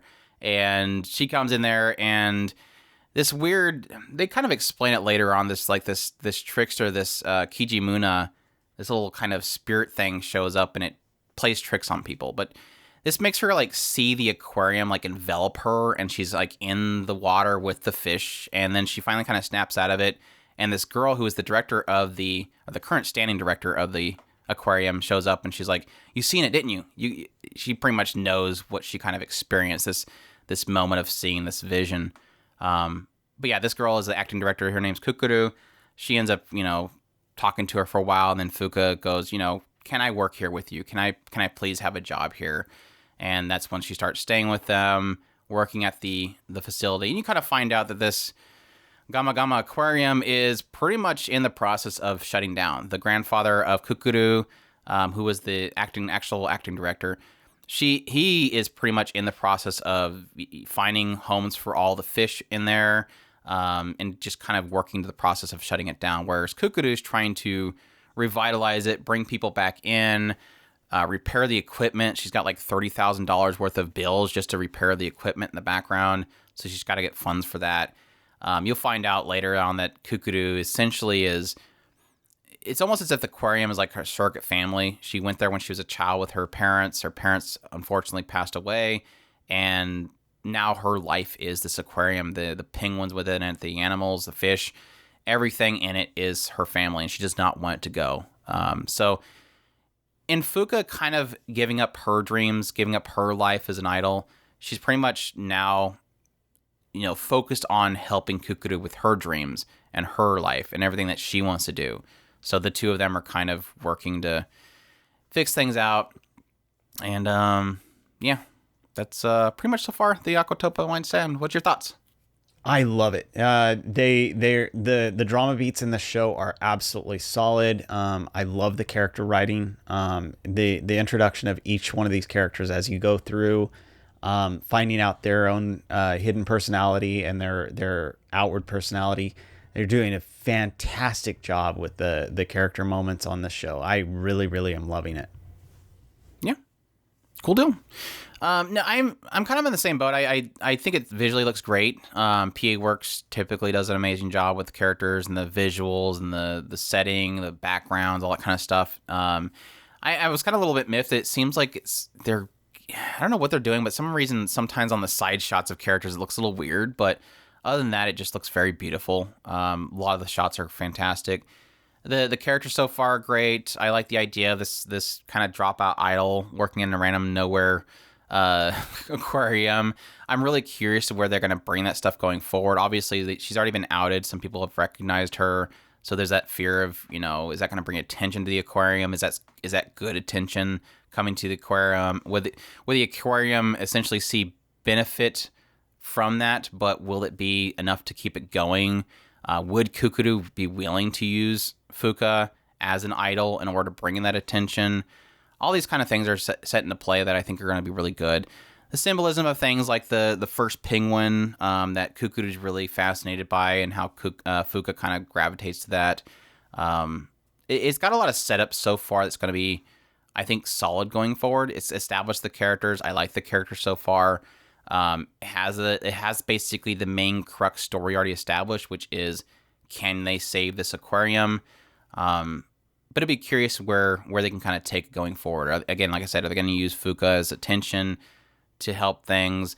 Will Fuka become one of the things you always see in I haven't been there in so long I don't even remember the name of it. Waterworld kind of places where they have the dolphins and stuff. You have that actress that comes out and is the presenter, and it's like, well, obviously Fuka would be perfect for that. So you can bring people in for a show. She'll be center stage while Kukuru works on the animals. It's like, it's a perfect opportunity there. When are we going to actually establish that? So it has everything, all the makings to be a really fantastic show. It's already hit heavy on certain drama beats with the characters. The bonds that Fuka and Kukuru have already established are fantastic. It's got 24 episodes to work with, so I'm sure they're going to get into some crazy stuff at some point. But I don't know. I'm kind of on a. I'm kind of in the negative right now with PA Works. I've loved every single one of their original works, but Sakura Quest for me was kind of a downer for me with PA Works, and them both being two core shows. I'm hoping that they can, correct the trajectory for me with PA Works with this particular show, and so far it's doing really well to do that. I'm already hooked in a lot more than I was with Sakura Quest, and they both technically have the same premise: is the idea of essentially trying to revitalize something in some old rundown town. So we'll see if this one does a little bit better with that. And I think they've done that so far with the characters. So looking forward to more. Definitely. The aquatope on white sand. We'll see. Seirei Gensouki Spirit Chronicles is the next one. This one's streaming on Crunchyroll, running for 12 episodes. I'm on episode 4 of it. I think there's 5 total right now. TMS Entertainment is working on it. Stu is the source is light novel. These genres are action, adventure, harem, drama, romance, fantasy. And this one follows a guy named Haruto, and Haruto, as he's on a bus, it kind of shows some brief moments where he's thinking about the fact that his childhood friend, who they were separated by a move, they claimed they were going to marry each other. They separated, and then when he came back to some other school, he ends up bumping into her, and it looks like she has a boyfriend, so now he's super upset. And then he's on a bus. The bus, for some reason, randomly out of nowhere, starts veering all over the place. I'm guessing the guy that was driving had a heart attack and just plunged the accelerant and just started weaving through the road, and then drove right into the path of a train that was going 500 miles an hour, and it slammed into some so hard it just kind of just grinded over the top of them and killed them. And he wakes up in the body of a guy named Rio, and not a really guy, it's like a boy. This boy named Rio, and he is in the slums of this particular kingdom. And the interesting thing here is it's similar to A Sentence of a Bookworm, where he gets isekai'd into the body of somebody that's already established and gains their memories. But it's different in the idea that it's seemingly, so far, the person that he's isekai'd into retains his own self identity. When he goes into this body, the person that he goes into the body of gains his knowledge. And so it seems like he's acting as if he's still Rio, even though this Haruto from this other world came into his body. So anyways, this Rio guy is in the middle of the slums. He's apparently in the living with these guys that are these nasty people that kidnap somebody. And at some point he ends up running into these these girls who are looking for somebody. And when he goes back to his place, all these guys are dead. And he ends up fighting this assassin using the mind of this guy that was isekai'd into him, who basically trained in swordsmanship. He's able to kind of use that to his advantage and beat this guy. And he finds out the guys that he's been living with kidnapped this princess. And so he brings this princess out and ends up getting charged for actually kidnapping her. But when she wakes up, she says, no, he didn't kidnap me. He saved me. And the king, in thanks, offers him one thing. So he decides to join like this royal academy to train there. Obviously, all the nobles hate him because he's there. He's a commoner, but he trains there with them. And eventually they try to frame him for killing the princess, even though the princess says that he didn't do it. And then he ends up fleeing and leaving. They send an assassin after him, so he gains a Raphtalia. And you're starting to see those little connections between the real world and this world. So he runs into one town that has spaghetti there. It's really popular, so obviously somebody there was isekai'd as well. He ends up finding out that this girl that was sent to assassinate him is this other little girl that was in the bus with him. But yeah, that's it so far. Thoughts? This one has been probably my biggest kind of mix bag. This one is, I want to like this show a lot, and I see a lot of things that I do enjoy. And Raphtalia's story upset him. Yes, probably. No, when it comes down to it, I think my biggest frustration with this is that it's trying really hard to kind of establish this there's a bleed over from his home world to the isekai that they're in now, and trying to balance that with this story that is forcing Ryo forward. So I do acknowledge that there is a kind of a meaning for what they're doing, but at the same time, I'm getting really frustrated with the shoving this kind of thing onto Ryo that he's not really reacting to, and that to me is kind of getting frustrating. He's basically, Ryo is way too passive for me. I don't know why this last episode really did kind of hit it home, and I sat there and I'm watching it. I'm like, at what point do you go, okay, I'm sick of y'all being just jerks to me. None of you want to listen to me for 5 seconds. Everybody is making decisions way too fast, and I don't know. Maybe it's just me getting tired of the whole everybody and their mom wants to kill Ryo for no reason at all whatsoever, and nobody wants to talk to him. I don't know, but it is getting frustrating to me. But at the same time, everything else I'm really liking. I like the characters. I like the kind of story that they're pushing. I like the quote unquote intrigue. I know it's not super heavy, but it is what it is, and it's doing fine with what it's trying to do. Yeah, I think when I watched the first couple episodes, my statement to this show was that I felt like it was going to be one of those shows where you probably could take out the isekai out of it, and it would probably wouldn't change the story whatsoever. And I've been told, keep watching, you'll see. And it's like, I still, to this day, would still say that. Like, even after the 4th episode, even after the spaghetti thing, even after Laftia being introduced, even after Laftia acknowledging the spaghetti and then talking about, or at least pasta, and then talking about Tokyo in her sleep, I still don't see how it would change. Like, you could still do the same story if you took out all those beats, because it's almost like, kind of to what you were saying, it's almost like they're just forcing it in there just for the sake of going, oh yeah, I know spaghetti. He's eating spaghetti now. But did it add anything? No. Okay, well, she said Tokyo when she was in her sleep. Did it change anything? No. She recognized spaghetti. Did that change anything? No. They're still traveling. It didn't change the direction of their storytelling. The only thing that's been so far is Ryo being able to fight with, hand to hand, or not hand to hand, but with a sword really well, because Haruto knew how to fight with a sword. But he could have just had that knowledge given to him. So my only real frustration right now is I feel like they're trying to inject the whole isekai stuff into it on a regular basis, and it's not doing anything to change anything.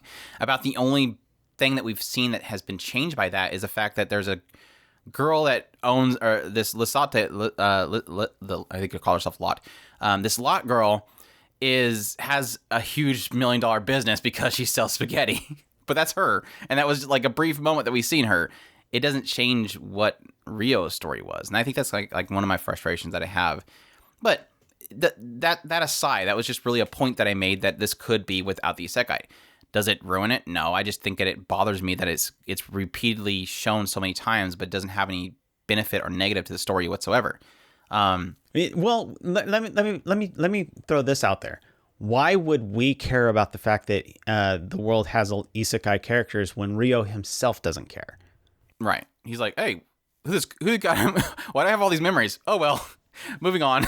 He really does kind of just brush it aside. I'm not, and I'm not saying that he doesn't, he won't care in the future. It's just that he does not care. His first inclination was, there's somebody trying to take over my body. I don't care. I'm going to live my life. Okay, he doesn't care there. Spaghetti. Hey, I like spaghetti. Do I care to find out who brought spaghetti into this world? No, I don't. Oh, this little girl that is trying to assassinate me. She talks about Tokyo. I don't care. I'm going to still go and do what I'm going to do with her. And we're going to find out in the future if any of this matters. That's my point. Why should we care about the isekai aspect if he himself doesn't? Yeah, and I kind of agree with you with the aspect of the nobles and everything. I think like in the third episode, I started getting really tired of the whole, all the nobles want to kick him out and they're constantly trying to pin things on him. And like I said, it kind of multiplied my frustration when it got to the point where the princess is saved by him and they're like, oh, he tried to kill the princess. And she's standing there going, no, he didn't. He literally jumped down there to save my life. No, it's okay, princess. We'll handle this. And they go off and they basically frame him, which I know people mention the idea that, yeah, technically in the show, it does mention the idea that noble family does have a lot of power and they didn't really want to talk against them. But it's still like one of those frustrating things of like, okay, yeah, I'm just happy that Rio's leaving. I know it's going to come up again later, but I'm just happy that it just pivots and says, okay, now Rio's leaving and he's like, I'm done with this, whatever. Y'all just sit there and slap at each other like a bunch of children. I'm just going to go my own direction. So I did appreciate that. Yeah, Laftia's kind of backstory was really rough to watch. Again, it's one of those things where I'm like, why are we cutting now to showing like this evil kid has been raising a random cat girl to become an assassin? Sure, okay, let's go with it. We got a Raftelia added to the story. It honestly, even though it has those frustrations with those two things that I brought up, it's still a show that I'm enjoying watching. I'm still interested in the characters. I'm still interested to see where he goes from here. I just think it takes a lot of it deviates a lot into some weird directions, but it has the potential there. I am still kind of curious to see, what is the element of adding Haruto into Rio? Will there become a time where maybe, is it a dominance thing? Like right now, Rio has become the dominant mind, and so he has control of the body. Is there going to be a time where maybe eventually Haruto becomes the dominant mind and controls the body? It has to do something interesting like that, because otherwise, why even bring it up? Other than just being a cache of memories in the back of his head all the time. Will they eventually bring in the childhood friend? What is her significance going to be into it? They're obviously going to this beast world. What is maybe if there's something interesting in the beast area that he's going to? Obviously, he's going to the homeland of his parents. So what will come of that? There's obviously racism against his particular race, but it's got a lot of setup that's interesting, and I like the world so far. I'm just curious to see if it does anything that's going to really kind of blow me away. Do you think that and this is kind of one of those soft spoilers for where we're at right now. Do you think there's going to be a significance to you have a person-shaped body or spirit in your body, or do you think that do you think it's going to be Haruto that they're talking about? Or do you think it's going to be the quote-unquote childhood friend? Where do you think they're going to go with that? I have no idea what you're talking about. That must have been an episode that you didn't see. I'm sorry. I got to the point where you seen the wolf, and then that was it. Okay. Gotcha. So it's something after that? Mm-hmm. Okay. there you go. All right, that's Spirit Chronicles. Check that out if that sounds interesting to you. I think my other issue that I really have, we only have 12 episodes and there's way too many characters. Like the intro shows so many characters. The Great Jahy Will Not Be Defeated, or Jahy-sama wa Kuji Kanai. This one is streamed on Crunchyroll. It's going to run for 20 episodes. We've only had one episode. This is like a late starter. But yeah. Studio is Silverlink. Sources of manga. These genres are comedy, supernatural, and shonen. And this one, the series composition is being done by Michiko Yokote, who did tons of Blood Plus, Genjiken, Gintama, Harengu, Masamune's Revenge, Shirobako, etc., etc. Yeah. This one basically starts off by following a second command of the demon world, Jahy. And Jahy, at some point, as she's on her throne, this magical girl shows up out of nowhere, busts through everything, charges right past her, and destroys this big gem that essentially is the source of her powers. And this pretty much plunges her down in the abyss. She loses all of her power, and then she shows up in the human world as a small child. She only has one thing remaining of her gem, her gigantic gem, which is a small pendant that she has. And she's able to draw what little power is in there in order to kind of regain her original form, but she doesn't have any of her power. And she just claims that she's going to find all the pieces of the gem, bring them all back together, and regain her original stature of the second in command powerful demon.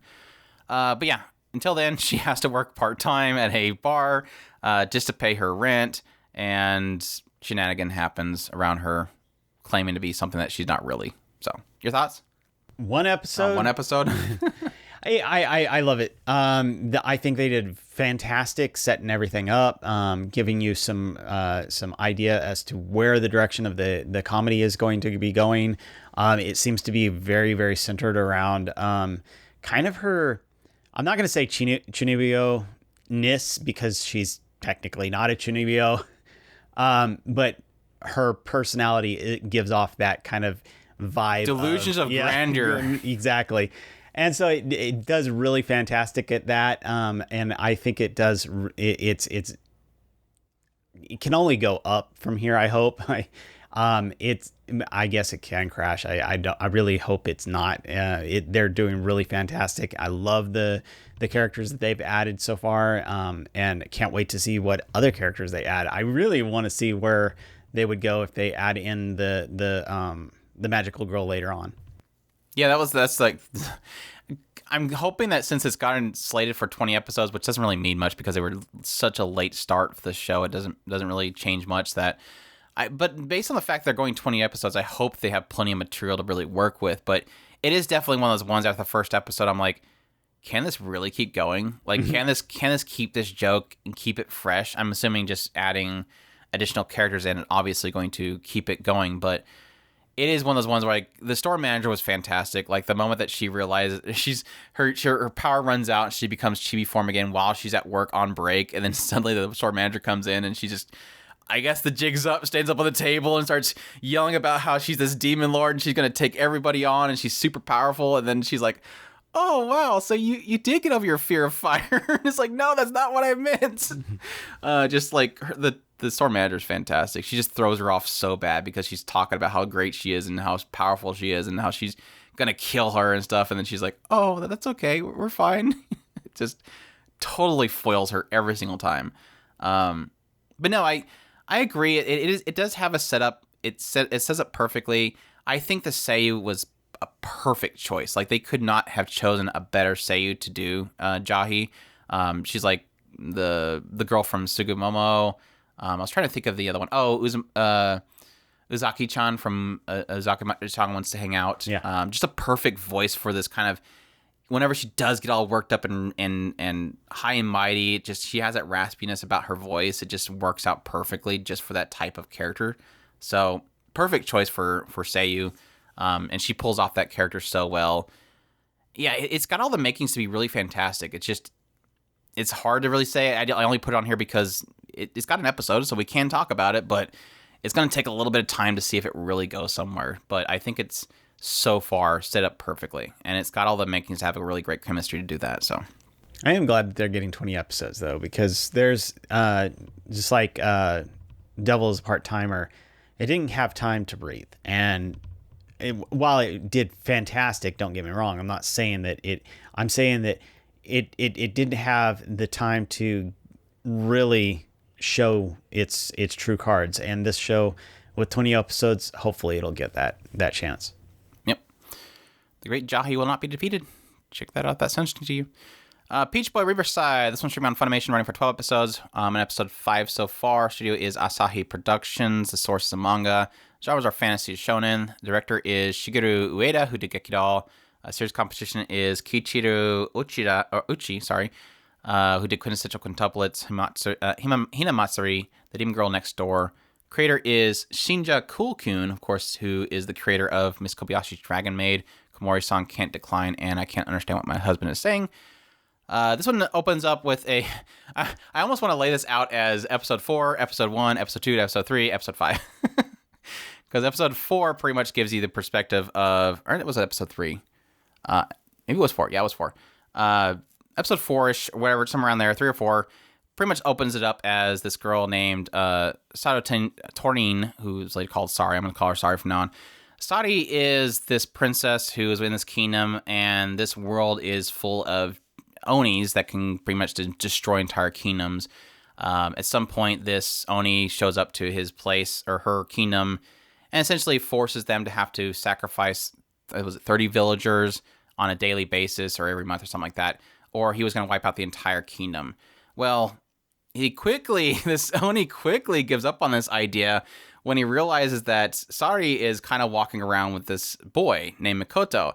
And this boy Mikoto is actually really powerful and basically destroyed one of their villages single-handedly. So he quickly tries, let's get out of here. Well, as they're trying to leave, and one of them says, no, if this guy is here, I want to kill him. This Mikoto shows up to the front of the kingdom and just obliterates all these Onis. He's like super powerful. Well, this cuts the idea that, the concept of the Peach Boy and this idea that this grandmother went to this riverside and found this boy, and this boy was really powerful.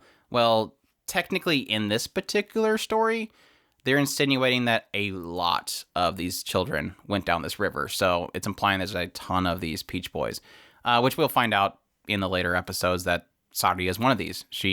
Whenever she is posed by the threat of a Oni, she will suddenly lose herself, become extremely powerful, and just decimate an Oni. So, yeah, so it's basically Sari traveling around. She finds this demi-human Frau who journeys with her as well. Eventually, she ends up befriending one of these Onis, Carrot, and traveling around and trying to find this Mikoto who she met a long time ago that saved her kingdom. So, yeah. I like how she tells her, it's like this princess, and she just basically tells her grandfather, or her father, the king, like, I'm going to go on that journey now that you said I can go on when the kingdom was threatened. He's like, no, the threat's no longer here. You don't, because he basically told her, look, you always want to go on a journey, right? Because she's always want to see the outside world. And she's like, I'm allowing you to go ahead, because they literally thought they were going to all die. And the moment this Mikoto destroys all these Onis, she's like, no, the threat's gone. You don't have to leave now. She's like, no, I'm still going to go. And he's like, okay, well, have a good one.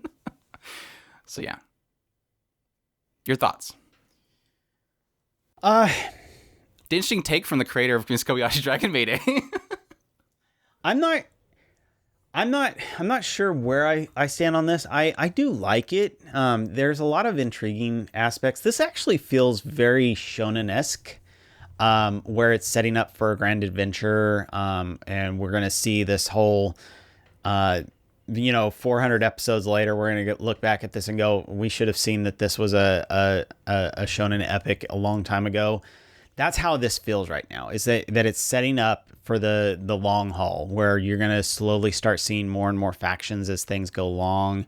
And the hidden form that destroys your body like Frau has. Yeah.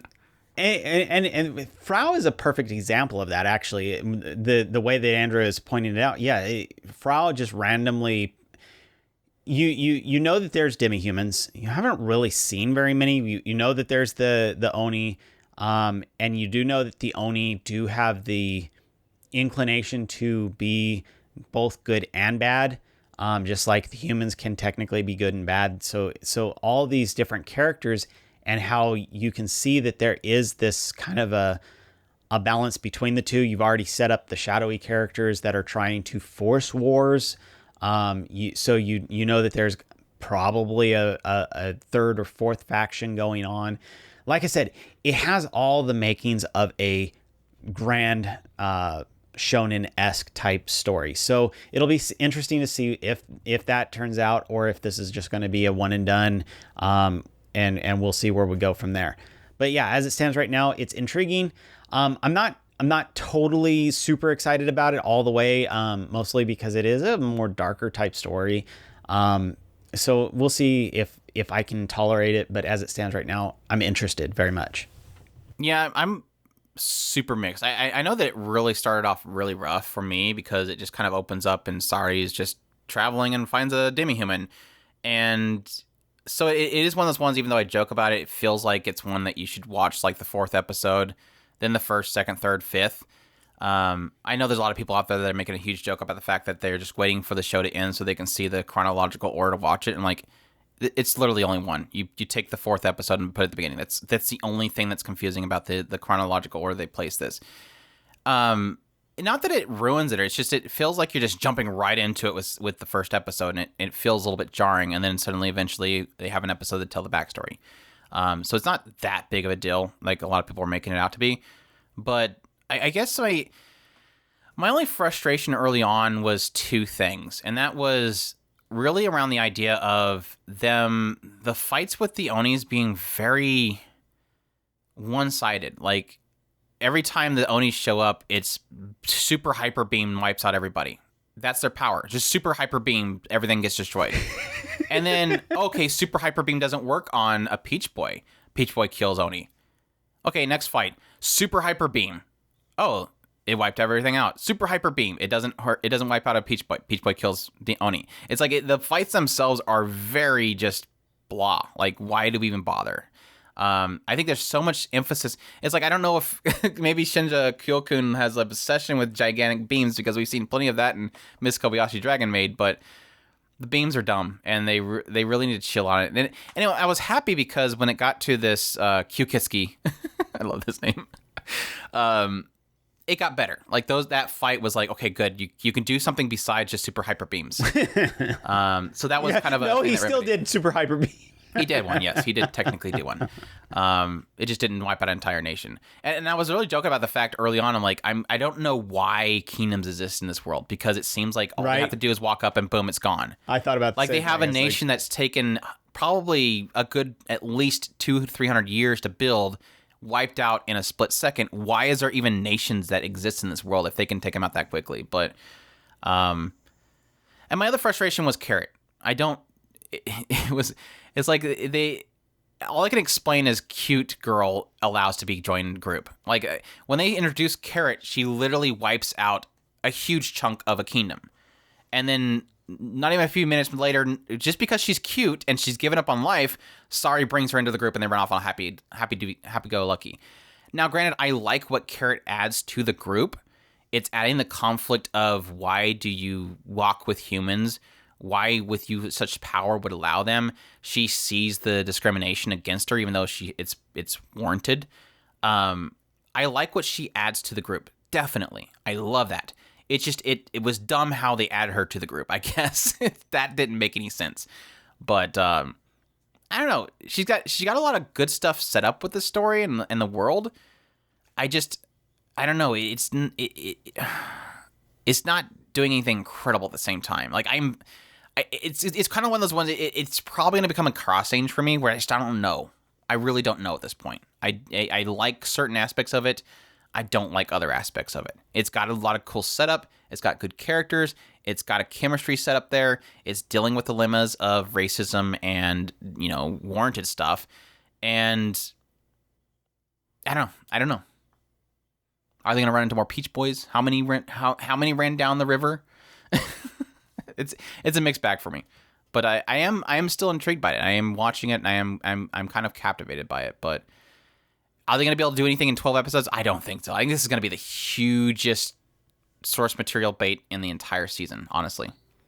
Yeah, don't like I think they're said, gonna touch but anything. I said the same thing. Basically, by implying this feels very shonen-esque, where it's going to go on forever. So if it does do that, we're not going to touch anything. We're barely going to scratch the surface. We might get introduced to a new faction. That's about it. Yeah. Beach Boy Riverside. Check that out if that's interesting to you. Tsukimichi Moonlit Fantasy is the next one, or Tsukiga Michibiku Isekai Dochu. This one is streaming on Crunchyroll, running for 12 episodes. We're on episode 4 so far. Studio is C2C. Source is light novel. Genres are action, adventure, comedy, fantasy. I think they have action too. Series composition and script work done by Kenta Ihara, who did Saga Tony the Evil, Cautious Hero, and Full Dive. And this one follows a guy named Makoto, and he is in modern time Japan. And at some point, as he's doing his regular routine, he goes to bed and wakes up in front of a god named Tsukuyomi. And Tsukuyomi's like, hey, you know why you're here, right? And Makoto's like, no, I don't know why I'm here. And he's like, God, they didn't tell you. Yeah, essentially, his parents were isekai'd from another world. They were brought to our world, modern Japan, and they were allowed to live there on the kind of return that they would offer something of theirs back to the world they came from, which ends up being Makoto. So he has to be sent back to the previous world that they came from in order to basically complete this contract. Well, when he gets to this other world has a goddess too. And essentially these gods and goddesses basically give people from their world to other worlds. They empower them and they become heroes of those worlds. Well, the moment that he arrives at this goddess's world, or in front of this goddess, to arrive in her world, she's like, oh my gosh, you're ugly. I didn't think you were going to be this ugly. I don't want you, I'll give you the ability to talk to all the beasts of the world, but I want you to kind of live on the edge of this world. Stay away from my humans. Don't spread your seed. Just your ew. Get down there. I don't want to have anything to do with you. Kind of revokes his title of being a hero of this world and sends him down there to the edge of this world where there's nothing but beasts and demi-humans and whatnot. And then he eventually runs into this Emma girl. She kind of shows him the ropes of the world itself, describes to him the magics and all that kind of stuff. As he arrives, he ends up running into Tsukuyomi again, and he's like, oh, man, I'm sorry about what she said, man. I'll help you out. He explains the idea that technically when he was in his world, there was all these restraints put on him for his strength and magic. So technically in this world, he has a lot of strength and a lot of magic capability. But yeah, just starts working with Emma. And Emma eventually talks about the fact that she's supposed to be a sacrifice to this Shin, and, that she's got to go do that. And he's like, I'll handle it. Goes there, takes out this Shin, who ends up being this big dragon. And this Shin's able to look into his memories and sees that he's from this other world and wants to know more about this other world. No, she wants to know about the old samurai flicks. Pretty much most of it, yeah. She looks at other stuff, too. Like the harem visual novels and stuff that he watches. But yeah, anyways, he beats her. They make a contract. You end up finding out that she has like this demi portal to this other demi world dimension, and so he starts basically bringing civilians and stuff to live within this world. So it's kind of a build a nation kind of aspect added to it. But at the same time, he's just trying to, learn more about basically the footprints of his parents. Like what was their legacy they left in this world? What did they do in this world? Learn more about them where they came from. So it's basically the setup so far. And yeah, this gluttonous spider shows up and he beats the spider, and she makes a pact with him. And yeah, eventually he goes into one of the cities of the humans, finds out they're all super gorgeous people, but they're all terrible people at the same time. So your thoughts? This one is actually kind of shaken to the more top tier of the list of shows that I'm really enjoying this season. I really like the kind of concept of the thrown away hero. It seems to really work for this. It adds a lot to the comedy of the show. The characters that are around him have been kind of a mixed bag. If I was to pick a beef, it would be more that. I don't hate them. I actually really kind of like I think they work really well together. But their personalities are kind of crap. That's kind of the shtick. Like, when it first opens up, he says, like, he's, like, the most unlucky isekai character, which I completely disagree. Because, like, he's talking about how they always get these great harems, and I'm stuck with these two people. And it definitely has that feeling of kind of like Tenchi Muyo, where they're, like, always causing problems, and they're always at each other's throats because they want to choose themselves to be better for him. So it does have that kind of stupidity there that really does play off of. Yeah, and that it like I said, I like the characters. I think they work well, but their personalities are crap, and that's kind of the point. That's the point, yeah. and so I do like it. I think it's doing really well. Like I said, it's shaking out as one of my favorites of the season so far. So we'll see how that all works out.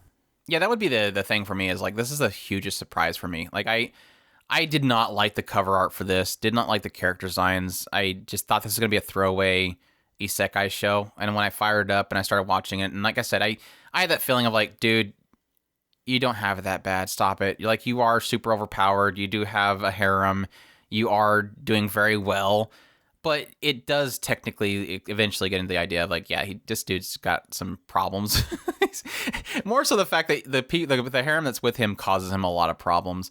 But no, it was a huge surprise for me, just because I enjoyed, one, the comedy and the chemistry is working out. Like, it's doing very well. Like, I didn't think so at first when they introduced Tomoe and they did introduce Mio, that I would really like them as a chemistry. But I didn't think I'd over like time Emma, I started liking it.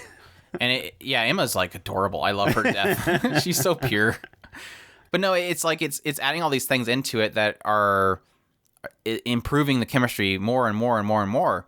But what's more fascinating is that I'm actually very intrigued by the possibilities of the overarching story. Like, they've already established this idea, and you should see it at the very beginning when this goddess first throws him into the world and says, you know, stay away from my humans. Like, stay over here off at the edge. Don't touch anything, basically. and it isn't until like you get to him visiting this village that it's like, oh, I know what this is turning into. You start thinking back to when the dwarves were talking about, so you were sent from the goddess, you have a goal from the goddess. And he's like, no, I don't want to have anything to do with that goddess. And he's like, oh, good, because our opinions don't really match hers. And it's like that, coupled in with the experience in the village, it's like, oh, you're starting to realize that everything that's not a beautiful human is exiled in this world. So there is an issue here where it's just this goddess trying to create this world of beauty and perfect humans, and everybody else is being outed. So it's already laying itself out as the idea that it's going to be basically everybody rise up against the beautiful humans. And I think that's going to be an interesting thing to kind of get into. They've already basically destroyed an entire village, so I'm curious if the goddess is going to start taking note already. But it's got just enough of nation building over here. It's got just enough of this goofy, like, old school harem, you know, combativeness over here. It's got the, you know, possibly the slightly hindered and misfortuned main character. It's kind of adding all these in, just very well balanced. And I think it's, like I said, it's a huge surprise for me in a show that I thought was going to be a throwaway. Like, okay, let me watch the first 2 episodes, get my oh no, actually, I really like this show. I'm liking what they're setting up. I'm liking the chemistry. I'm liking the goofiness of it.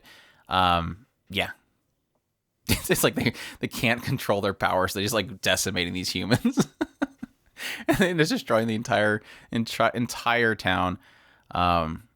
Yeah, it's been really solid. So I'm really curious with the coming episodes to get into Toa, this girl that obviously looks like this girl from his past.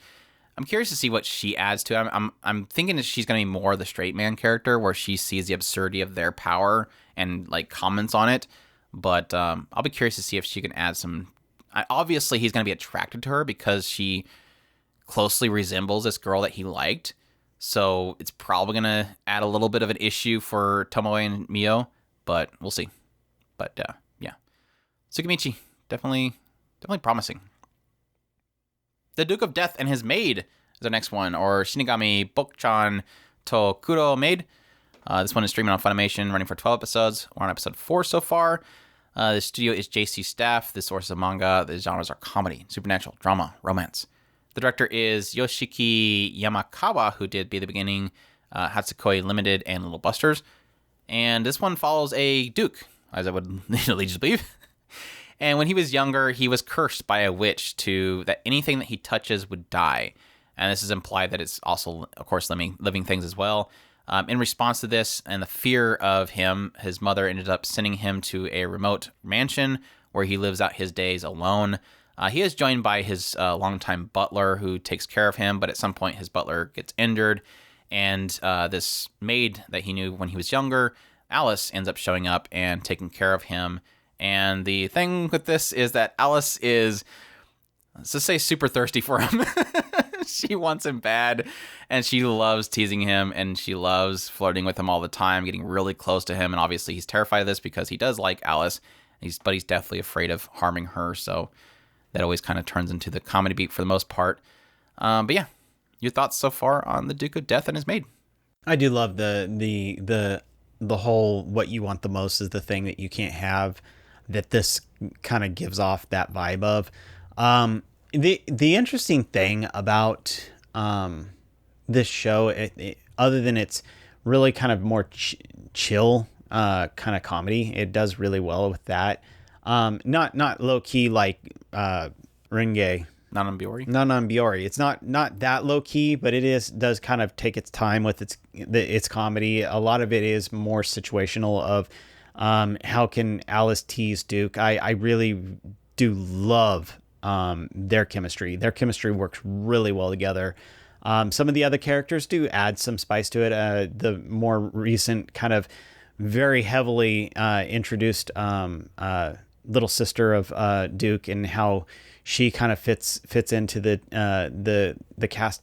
I do kind of I don't know that she would work as a main cast member while she's definitely very secondary.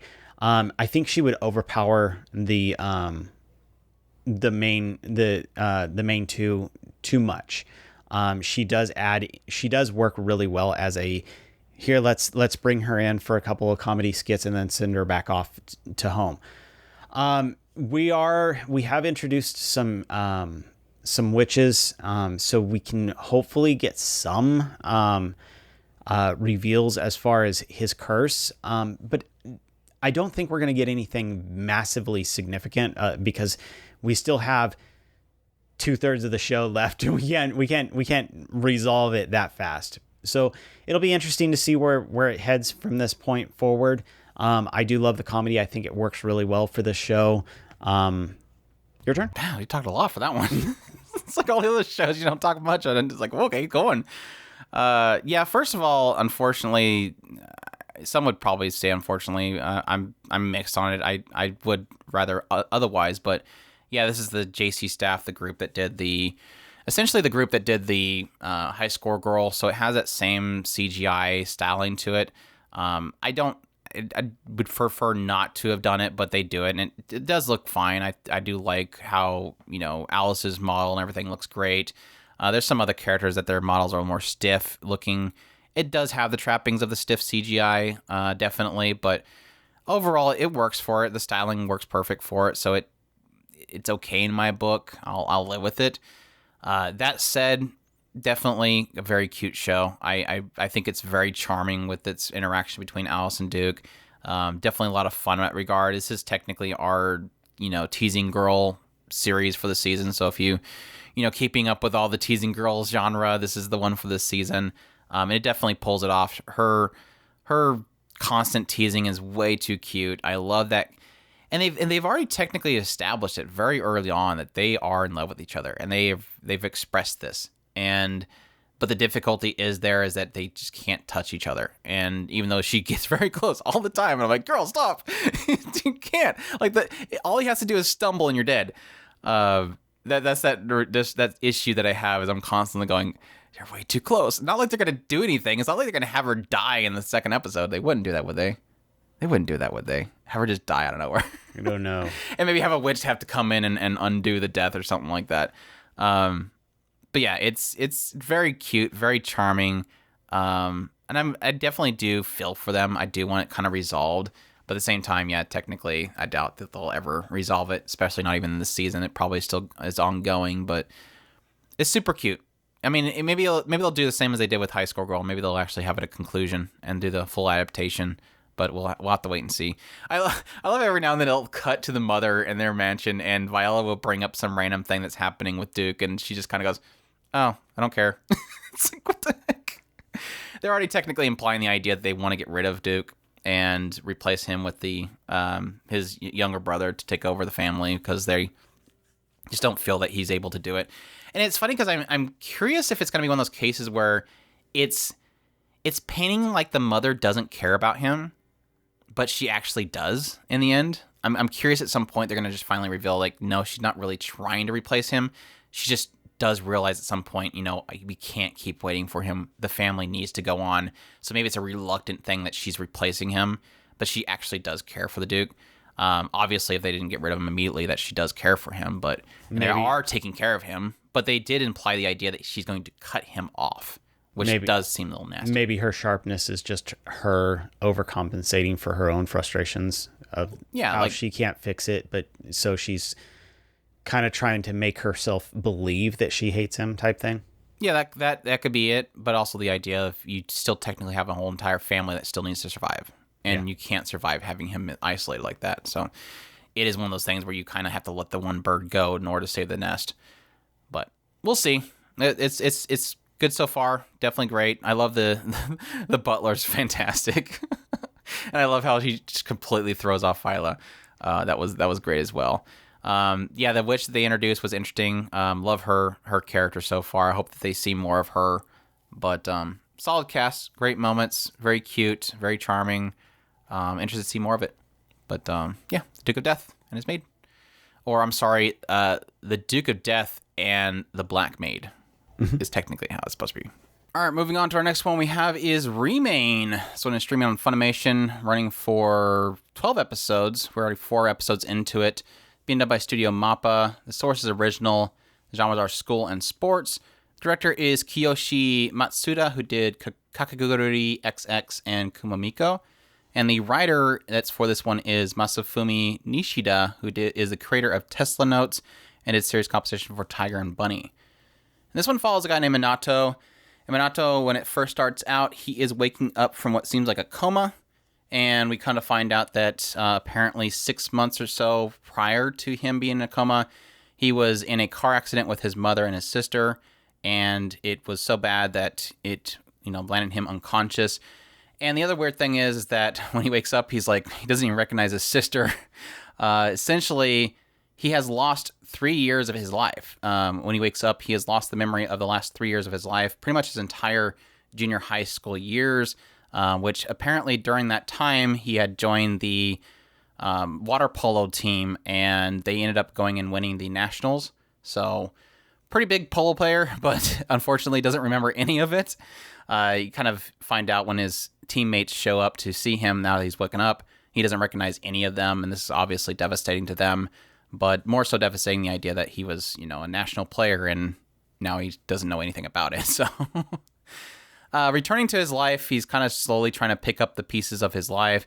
Obviously, the other issue is that he doesn't remember the last 3 years of his schooling either, so he's got a bit of catching up to do.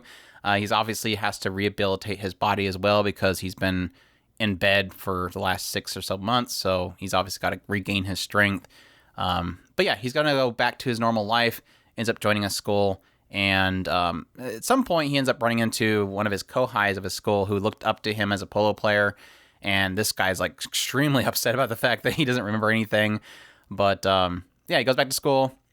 At some point, he ends up, he's running away from the current polo team captain, which is technically alone because he's in the club alone. This guy named Joe, who instantly recognizes him as being a national player, wants him to join the polo club. And as he's being chased around by him and his kohai around the school, he ends up bumping into a girl named Chinu. And Chinu immediately gives him a kiss, and he's like, "Wait, what's going on? Were we actually a thing back in junior high?"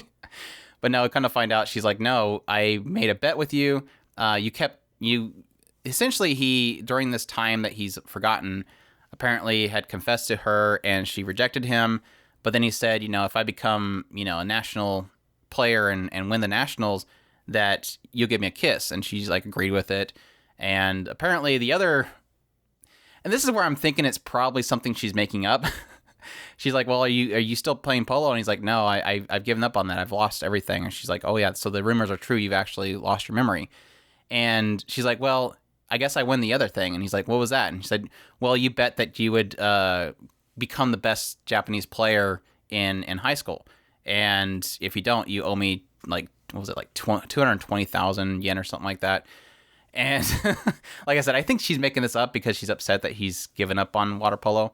But in order to avoid having to pay her this money, he decides to actually join the water polo team and try to kind of get back into the game. And he's having to relearn everything. And the team, of course, has to build 7 players in order to actually compete. And so they have to find other people, recruit other people.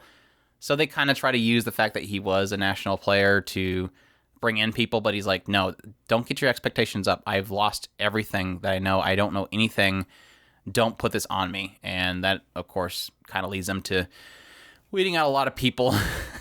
Later on, they need one more person, so they decide to go after this guy that was apparently a medalist in swimming, and that guy doesn't want to have anything to do with it, but eventually kind of learning about his competition with his brother ends up kind of roping him in as well. So it's kind of the setup. Now they're having to learn everything. They ended up the 4th episode with them playing against a bunch of junior high schoolers, and they're getting the floor mop with them. So that'll be interesting to see how that kind of affects their self-esteem going forward. But it's so far kind of built up a team, and they've started their first match finally in the 4th episode. I was kind of mentioning to Chris, this is going to be probably one of the sports shows we would probably be gravitated toward, which and enjoying, and the idea that it seems way more heavily focused on the characters, the developments of them, rather than the sport itself. And I do kind of appreciate that, me being somebody that's not really into just watching sports all the time. Yeah, it's got a solid setup so far, and I'm really enjoying it. And I think a lot of my enjoyment early on was around Minato and what he's kind of facing. His mother's obviously very distraught by the fact that she blames herself for essentially ruining his life. Like he had something that he was very passionate about. He became a nationally known sports player, and then she, in this wreck, basically robbed him of that. Granted, you do see it's technically not her fault. It was a rainy day. Somebody cut them off. There's nothing she could have done about it, but she still blames herself. You obviously see that his family, even though he decides early on that he does not want to pursue water polo again, it does upset them because, again, his success was their life for a long time, 3 years of their life. And seeing him step away from something that he was so passionate about obviously upsets them. Some of the characters they've introduced have been great so far. Minus Itaro, the Kohai, I really find him obnoxious because he, on a regular basis, constantly has to express how much he is upset by how not good Minato is. Like, his body, it's so deteriorated. He used to be so chiseled and athletic. Oh my gosh, he can't throw a ball. He used to be so good at throwing, and it's like, we get it. He has lost this. This is not his fault. Why are you downing him so many times because of something out of his control? He's very frustrating. But Joe, the captain, he's a lot of fun. Really enjoy him. Yoshiharu is like the more quiet character. Don't really quite know why he's there, but you kind of want him to kind of come out of his shell and help them. Baba is fantastic. He's like a foreign exchange student, and he's just got so much heart. I love him to death. Just the way that he sees things, like he sees through Minato. Like he sees this idea of somebody who has essentially had something and had it robbed from him, and he's still kind of fighting for it. So I really like him. Shugo's a goof. Like he's like the stoic, very stern guy. But yeah, he has this like really goofy side to him that I really do love. Takakazu is like the more the bad guy, like the rough guy, but he's, obviously again has a lot of heart to him. I really like this aspect that at some point they point out, I think it was, who was it? One of the characters, oh yeah, it was Takakazu. He, in realizing that he can't do this very well, you find out that he was kind of benched from his previous club, which was baseball. He was benched, and it upset him. Like, he was always kind of behind other people and never able to be successful. In his, like, final, like, I'm leaving, I can't do this, was this idea that he felt upset at the idea that he had alternative motives, and technically it flashes to each character, and you get a perspective that technically they all have their own motives that they're hiding, and I really did like how they actually portrayed that. But like I said, so far they're really kind of laying out some really great characters. I'm curious to see what they can go with this story. How reliant they're going to be on the idea of maybe Minato slowly remembering things from his 3 years that he lost, and maybe how that will give him boosts here and there. Would be interesting to see what they do with it. Or if they'll just have it to where he never remembers and he just has to rebuild himself from ground up. They've already kind of quoted the title as being Remain. It's basically a rule that's changed over time. But one of them is cheesingly, one of his previous members of his team, cheesy, laid it out as he needs to be into the main role, which he was a main role, and now he needs to regain that main role. So, yeah, just great characters, great setup so far, very much so. It's already kind of laying out a lot of heart, and that's really what I look for in a sports show, is more so the characters and the heart in it, and it's already really doing that. So, good stuff so far. Really looking forward to it. Did you end up watching any episode of it? No. That's Remain. Moving on, we have Life Lessons with Uramichi-Oniisan, or Uramichi-Oniisan is the Japanese title. This one is streaming on Funimation, running for 13 episodes. I watched 2. I'm guessing you've watched more. 4. Ew, you watched 4 of that, but not 2 of Remain? Or 2 more of Re-Life? Or Getting 4 out of me was... I didn't even do 4. I kind of fell asleep halfway through the 4th episode. So I always like making fun of Chris's priorities. It's like, why would you do this one? You didn't like it. Anyways, studio is Blanc. The source is web manga. The genres are slice of life comedy. The director for this one is Nobuyoshi Nagayama, who did Happy Sugar Life, Smile Down the Runway, and Are You Lost? Series composition by Toko Machida, who's pretty much done way too much stuff. But yeah, this one essentially takes place in like one of those kind of children's TV broadcast shows, following a guy named Uramichi along with some of his co-hosts of the show itself, which are all basically people that failed in the area that they wanted to. Like they have a singer. Some of them are failed singers. Some of the Uramichi is a failed instructor for like workouts and stuff like that. And now they basically teach children and have them smile in front of a camera on a daily basis. And I guess the shtick, at least for the first 2 episodes that I watched before I kind of given up on it, is that they are all very disenchanted adults. They all have basically given up on anything they want to do in life, and they just kind of go through the slog of working on a daily basis and being very depressed about it. And often cases showing that in front of the children or in front of the camera, but obviously giving off the facade to the television broadcast that they are these happy-go-lucky people that make children smile and get active and sing along and all this kind of stuff. So, yeah, your thoughts? This one has been it's not like we didn't see it coming. It is one of those things. I chop it up as I've never been big on the more cynical humor. I do like deadpan humor, which is, in a way, I know that they're very, very close to each other, but cynical humor has never been one that really does do a lot for me.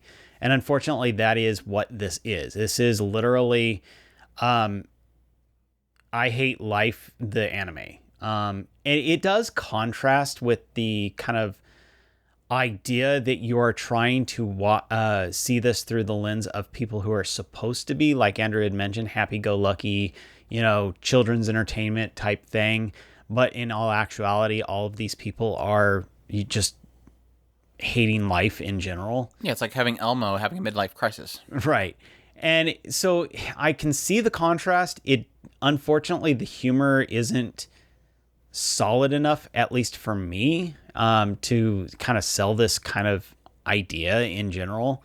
In a lot of cases, like I said, it's I Hate Life, the anime, and it just doesn't work. I personally don't like it. Like I said in the last episode, I was tired. I admit that, but when it came down to it, I fell asleep halfway through it, and that is what it is.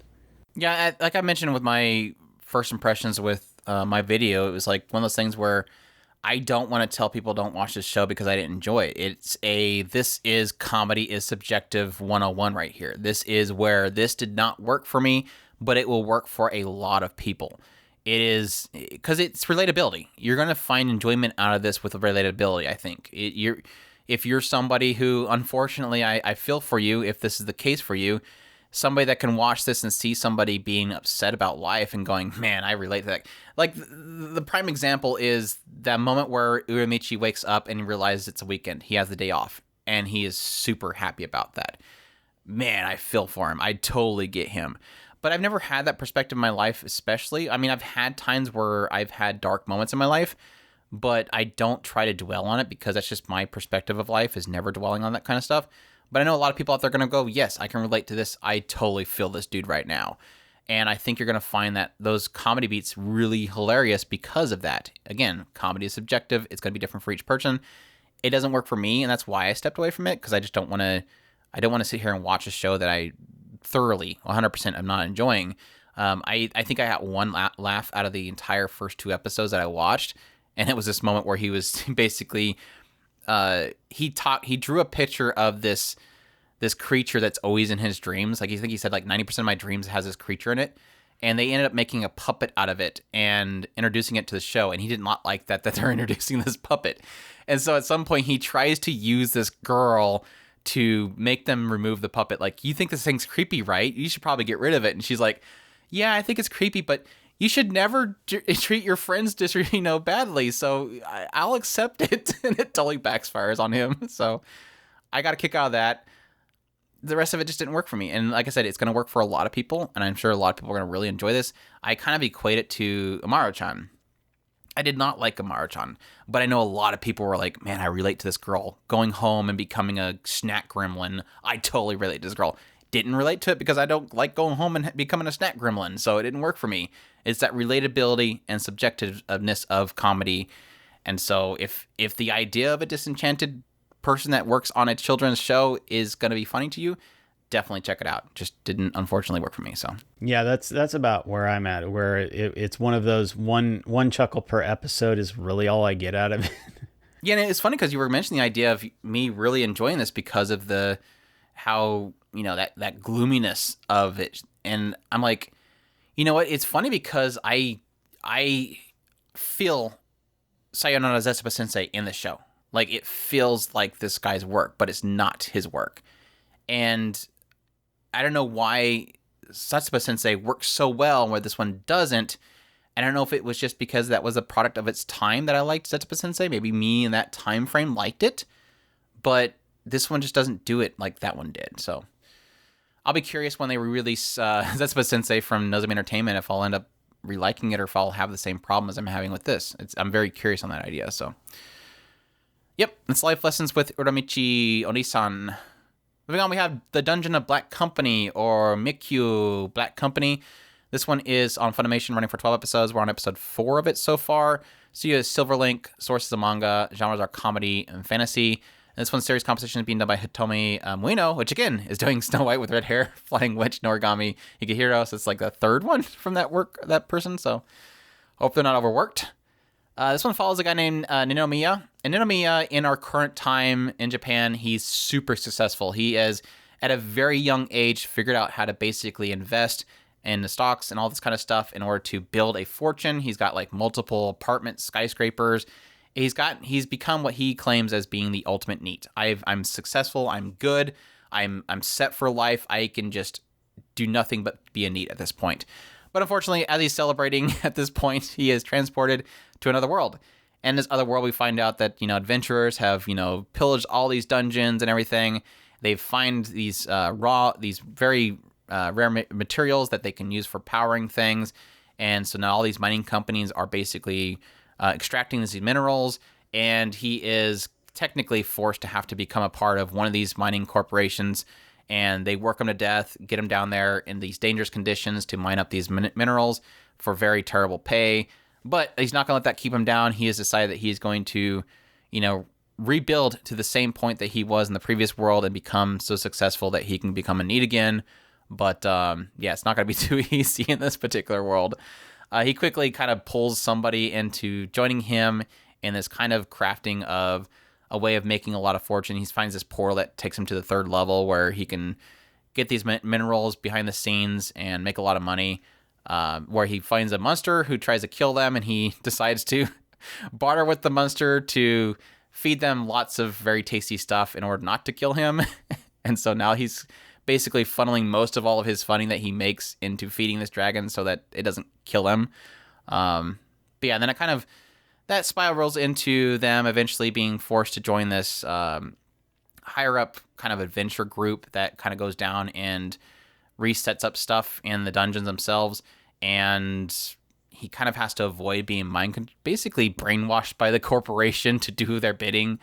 So now you have this element of somebody added to their party, which is Sia, who is all about, enjoying slaving for the company versus him not wanting to have anything to do with that. So you have a balance there. And he's slowly building this essentially group of monsters down inside the dungeon that will do his bidding, and at the same time trying to figure out how to profit with that while working under this corporation that's above ground. So, yep. And he calls that, of course, the Dungeon Black Company. Thoughts? This has been a pleasant surprise. It's done really well at the idea of this kind of setting up a corporation under the corporation to, like Andrew was saying, get him to a point where he doesn't have to worry about pretty much putting himself on the line and allowing himself to get killed in the process of trying to make money for somebody else other than him. So it has done really well of setting himself up as this kind of corporation under the corporation where he's making himself money rather than making somebody else money. I do like that. If I had any beefs with it, I think that it would be more on the line of the comedy's pretty hit and miss for me. I do like the comedy for the most part, but every once in a while it's like, okay, move on. Let's get to something else that's a little bit more interesting than what you're doing here. A lot of it tends to be around the idea of, he's doing underhanded things and everybody else around him doesn't understand why he's doing the underhanded things, when pretty much he's doing the underhanded things because it's survival of the fittest. Whatever will make me survive. And that's the gist of it. So yeah, hit and miss on the comedy. Otherwise, for the most part, it's been pretty much a fun ride. And I've enjoyed it. Yeah, it's definitely one of those ones where it's an isekai that has a lot of potential, and I think it's playing a lot off of that potential. It technically would, go in the realm of comedy / build a nation, but it's not really necessarily building a nation, it's building a company. And I really do enjoy a lot of the quirkiness of him is definitely what makes this show. He is an absolute riot. He kind of reminds me of number 6 from the show from last season. What was it? Combatants will be dispatched. He definitely reminds me of him, very kind of haughty, very much so and full of himself, very much so deviant, doing the bad things in order to get a leg up. But it's funny that every time you kind of have that feeling that he's doing something nasty and that's kind of uncomfortable with how nasty it is, it always blows up in his face, so he gets his due in the end. It has, like I said, a lot of potential, but I do agree with you, it does have a lot of lulling points. But I think for me, in points that are different, like they have this very kind of drawn out segment where they're all ants and they're trying to make the ants overthrow their queen. And I felt like it just dragged on and it dragged on. And it was like that moment of, let's move on. Even in the brainwashing segment, it's like, okay, move on.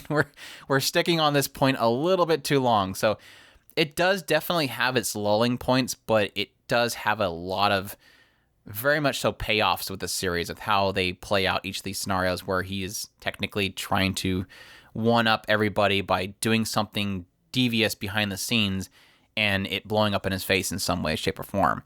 But yeah, it has me at times kind of questioning what exactly it wants to do. I thought at face value this is going to just turn into a thing where they just end up becoming essentially the bad guys that thwart the adventures that come down, but it ends up turning more into the idea of taking advantage of the company itself by utilizing the control that he has under, in the dungeons themselves. Like they have this whole segment where he realizes They come down here and kill these monsters, take their horns and make money. Well, do they grow back? Well, let's just create a huge farm out of them, cut their horns, groom them, take care of them, and just cut the horns on a regular basis and make a lot of money. So it is definitely one of those things of kind of thinking outside the box, whereas everybody else above ground is just thinking this one continuous way of labor that to make themselves money. So it's been a lot of fun. I really enjoy it. I enjoy a lot of the comedy. It has a couple lulling points, but overall, I think this is definitely one of the best shows of the season that I'm thoroughly enjoying. So, The Dungeon of Black Company. If that sounds interesting, definitely check it out. Joke Store in Another World: The Slow Life of a Cheat Pharmacist, or Cheat Kushushi no Slow Life Isekai ni Sukuro Joke Store. This one's streaming on Crunchyroll, running for 12 episodes. The studio is EMT Squared. The source is light novel. The genres are comedy and fantasy. And this one takes place in another world. It quickly jumps to a guy who's apparently been isekai'd. It just labels him as being isekai'd. It doesn't even get into how he got there. It just says he's there. I really do like that, actually. It doesn't go through the whole process of showing how he gets there. Just, he's there. So he's isekai. But apparently when he gets here, his specialty is that he's able to essentially craft things in this world. He's an alchemist, and he's able to produce things from different items in the world. And he's joined with Noera, who apparently you find out later he kind of rescued her. And so she's this kind of werewolf cute girl that kind of hangs out with him at the pharmacy.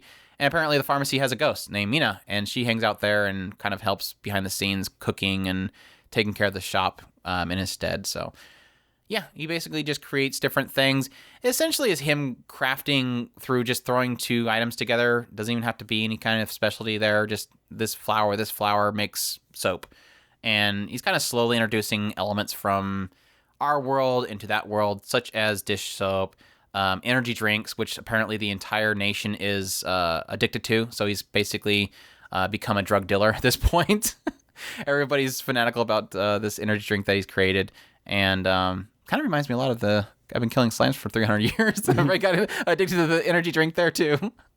But yeah, apparently energy drinks is a big thing in Japan now. So... your thoughts? I don't want to sound too down on the show. I do really like it. My biggest frustration with the show is probably that it just doesn't move along quick enough. It tends to get kind of stuck into each one of these situations. Really what this show breaks down to is customer comes to him, he has some kind of thing that he puts together for them, and then they pay and deliver the results of whatever happened. That's the gist of this show. That's not necessarily a bad thing. That is the formula for this show. But it has been kind of more in the meandering area. And so I've just kind of been enjoying it for what it is. And that's what I've liked about it. I do kind of wish there was more to it, but I don't think that, because at this point, unless they're going to reveal something really majorly fantastic, it's probably not going to do anything more than what it's got right here. And so the label is on the box. I know what we got at this point, and it is going to be in the middle of the road. If you like it, you're going to love it. If you don't, you're going to despise this show as it stands right now. It doesn't look like anything else is going to change. And so I'm just going to enjoy it for what it is right now. I can almost guarantee you, unless something fantastic happens in the next couple of episodes, I'm probably going to be at the end of this show going, it did what it did the whole way through. And I liked it for what it was. Yeah, kind of in the same boat with I've only watched 2 episodes of it, and that was enough for me to kind of go, I just don't think this is going to be enough that I'm going to go out of my way for. It's not that it was, bothering me, not that it was offensive in any way. It was just, it's very there. Like, it's just a laid back person introduces issue. He resolves it with a modern times take by crafting it from random objects.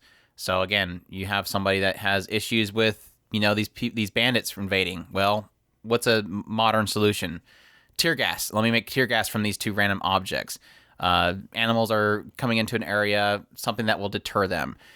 It just doesn't really, it's not really doing, I think a lot of The reason why I don't find this show like I want to go out of my way to watch it is that I don't find the chemistry with the characters there at all. So their day to day is very just they're just there. Like, yeah, there's a cute werewolf girl.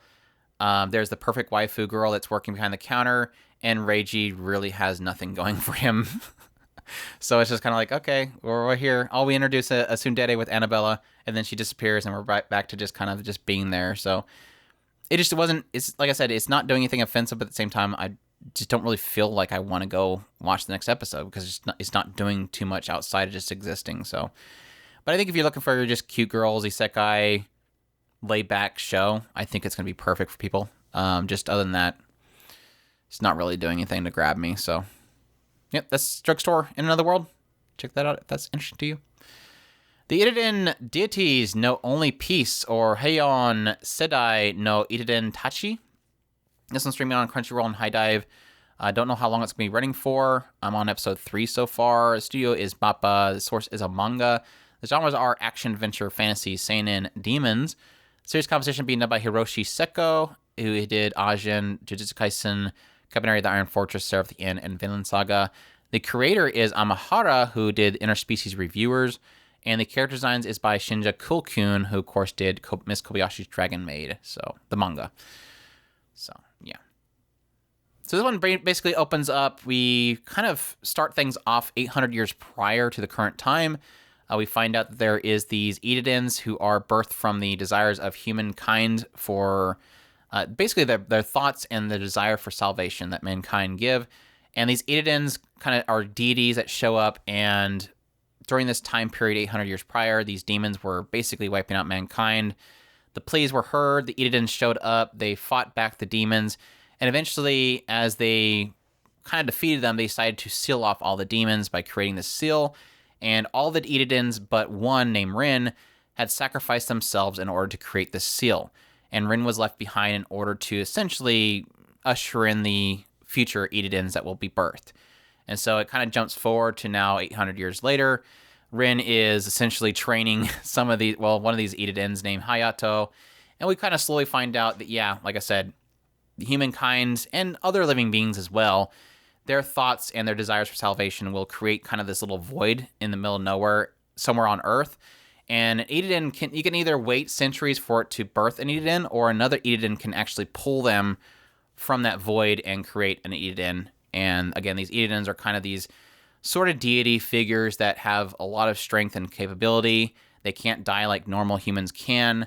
And like I said, Rin is pretty much the oldest of all of them, and she's trying to train them and prepare for a possibility of a day that demons will return and they'll have to fight them again.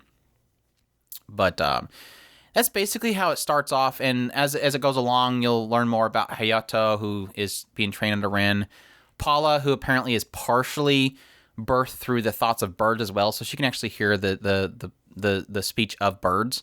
Yeasley, who doesn't like fighting too much, but he's more fascinated by the knowledge of humans, so he reads a lot, and he really does look more into the humankind itself, whereas the rest of them kind of keep separate from humans. Later on, they end up finding that the humans, this particular nation, is essentially trying to unthaw a frozen demon and basically bring it back to life. And so they have to fight that demon, realize they need to train a little more. And eventually it gets into this nation that this doctor is a part of, which essentially is, big shocker, is being run behind the scenes by demons that are disguising themselves as humans. And they have, demonic strength, but they've been given the intelligence of humans, whereas most demons are kind of dumb and they just run around killing things. And then they eventually have to fight one of them. But that's basically the setup so far. So, your thoughts? I only watched 2 episodes. As it was, I thought it did fine. It was a little bit rough for me to get through those episodes. Very, very dark feel. And I'm not sure that I'm going to go back to it, really, honestly. It didn't give me enough to kind of feel like I needed to subject myself to some of the darker aspects to this show to watch it. So I'm just below moderate on this show. I wasn't feeling it. Yeah. I really like the styling of the show. It's very neon. It's very colorful neon. It has a very weird kind of bleached look to it at times.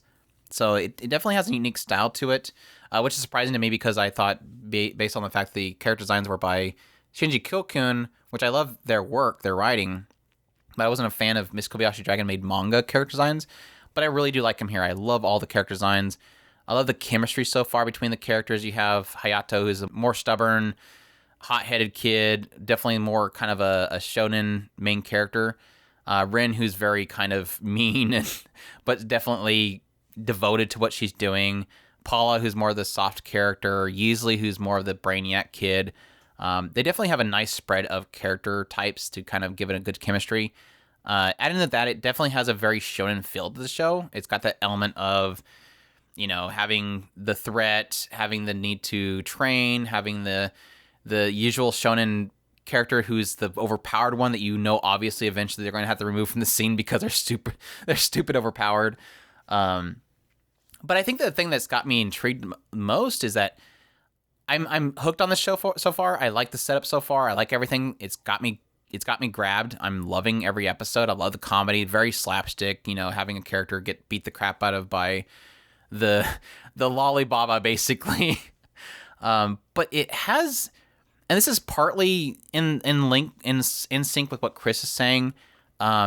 It does have this idea of establishing this dark tone, which is really around the humans themselves and the demons that are hidden within the humans.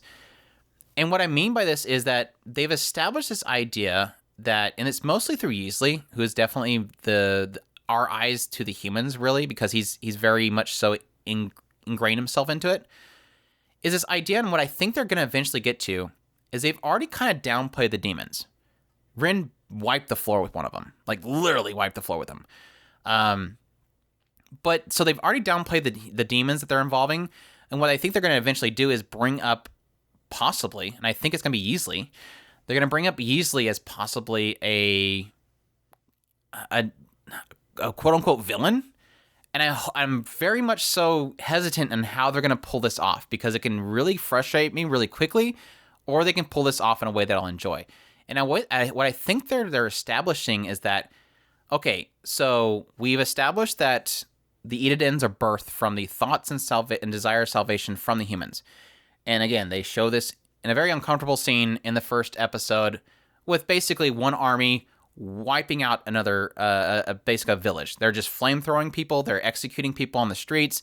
They're mass murdering children's parents. Everybody is being killed. And unfortunately, at the same time, a depiction of a forced sexual encounter, which definitely is something that is uneasy to watch. And I think personally was portrayed terribly. Like that last scene in the first episode, it made it feel, it portrayed it in a whimsical way, which is, I think, was meant to be done to make it unsettling, more so than what it actually is. Not to say that the act itself is unsettling, not unsettling, but anyways, it's very unsettling. It was poor taste in how they portrayed it. I'll just leave it at that. But it was giving this image of she was praying for these deities to save her, and they didn't. And what Yeasley is very much so pointing out is the idea that we are born from this desire. And what I think they're eventually going to get into is, but why don't we do anything about it? Like, this is why we're birthed, is because these people are pleading for help, and just because it's humans versus humans, we don't get involved. And I think Yeasley wants to get involved. Yeasley doesn't like this. Whereas everybody else just doesn't, it's not that Rin hates the idea of helping the humans. It's not that Hayato hates the idea of helping the humans. They just don't. They just never have. They only get involved when demons are involved, which now they're finding out that obviously demons are involved. But I think what it's going to turn into is they're going to be a faction of Idatens that don't get involved with human matters and one that does. And I think that's going to create a bit of a fight there. And that story beat itself is what intrigues me about the overall story. But everything else between then is really just the animation. Mappa is just knocking it out of the park. A lot of the fights and everything look really fantastic. Like I said, the art direction is great. The moment to moment's been a lot of fun. So this is definitely turning out to be a show that I am just absolutely loving. So I'm definitely looking forward to more. I'm doing weekly impressions on it for those that are checking out the YouTube channel. If you want to hear me dive into it more, but this is definitely one of my favorites of the season so far, and I'm surprised how much I'm enjoying it so far. So, yep, the Idaten's Deities know only peace. check that out if that's interesting to you. Scarlet Nexus, did you check out any of this? No. I'm on alone on this one, and I've only watched 2 episodes. This was streamed on Funimation. Studio is Sunrise. Obviously, this is based off of the just recently released video game Scarlet Nexus. The source, again, the genres are action, military, sci-fi, superpower. This basically takes place in a setting of mankind where they are at constant threat of these monsters that show up out of nowhere from this belt line that appears above their living, where they live, and above the planet. And essentially, this civilization of mankind has developed these people who use psychic powers to fight against these things, and so they enroll in an academy, and they can win, or they can graduate the academy and then join the forces that will fight against these unknown monsters that show up and attack them. And we basically follow a guy named Yuito, who he has some kind of memories of being saved by somebody. He ends up kind of relating that identity to somebody that's possibly working in his ranks, but yeah, it kind of plays out like the people that safeguard the civilians are almost like celebrities. Like, it'll show them, like, every time when these monsters show up, it like gates off areas, and then these people will go in and fight them, and then suddenly it's being broadcast by drones that are flying around, and everybody's freaking out about, this guy's gorgeous and he saved everybody. And it really, like I said, it really kind of paints them as celebrities, and they're constantly talked about on the news.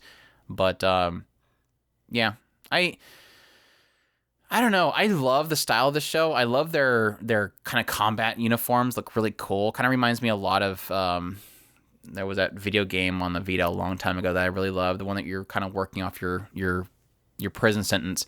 Really love the style of it, the visuals, all that kind of stuff. The combat sequences themselves are kind of not really happening. Like, they do use CGI a lot whenever they do go into their actual forms and fight at full power or whatever. But I don't know, there was something about this that just wasn't working for me, and I kind of just drifted away with it, and I never went kind of back for it. But it's, like I said, it's got a cool setup. The world itself, I don't know what was not working for me. It just kind of bored me. But I'd like to get back to it just because I heard that the game itself has a good story and stuff. But I don't know. If that sounds interesting, definitely check it out. I'm setting on Million Lives second season, or 100 Mon no Inochi no Ue ni Ore wa Tateru second season. This one's streaming on Crunchyroll, running for 12 episodes.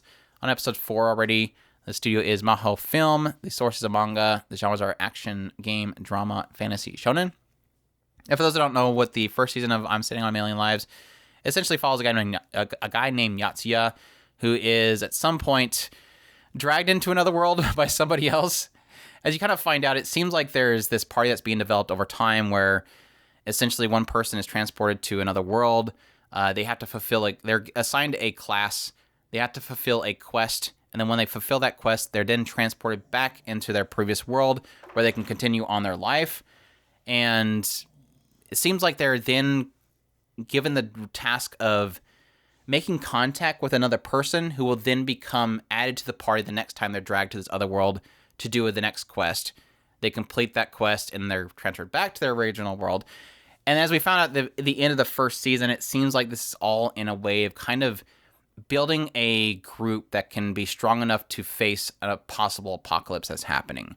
And the other kind of twist they find out is that even though they think that this other world they're being transferred to is possibly just a virtual world and that nothing matters there, they find out that actually this other world does have people that have their own lives and that there are actual consequences to what they kind of do with those people. So in the second season, we've now added Tori, who is the last person they added to in the last season.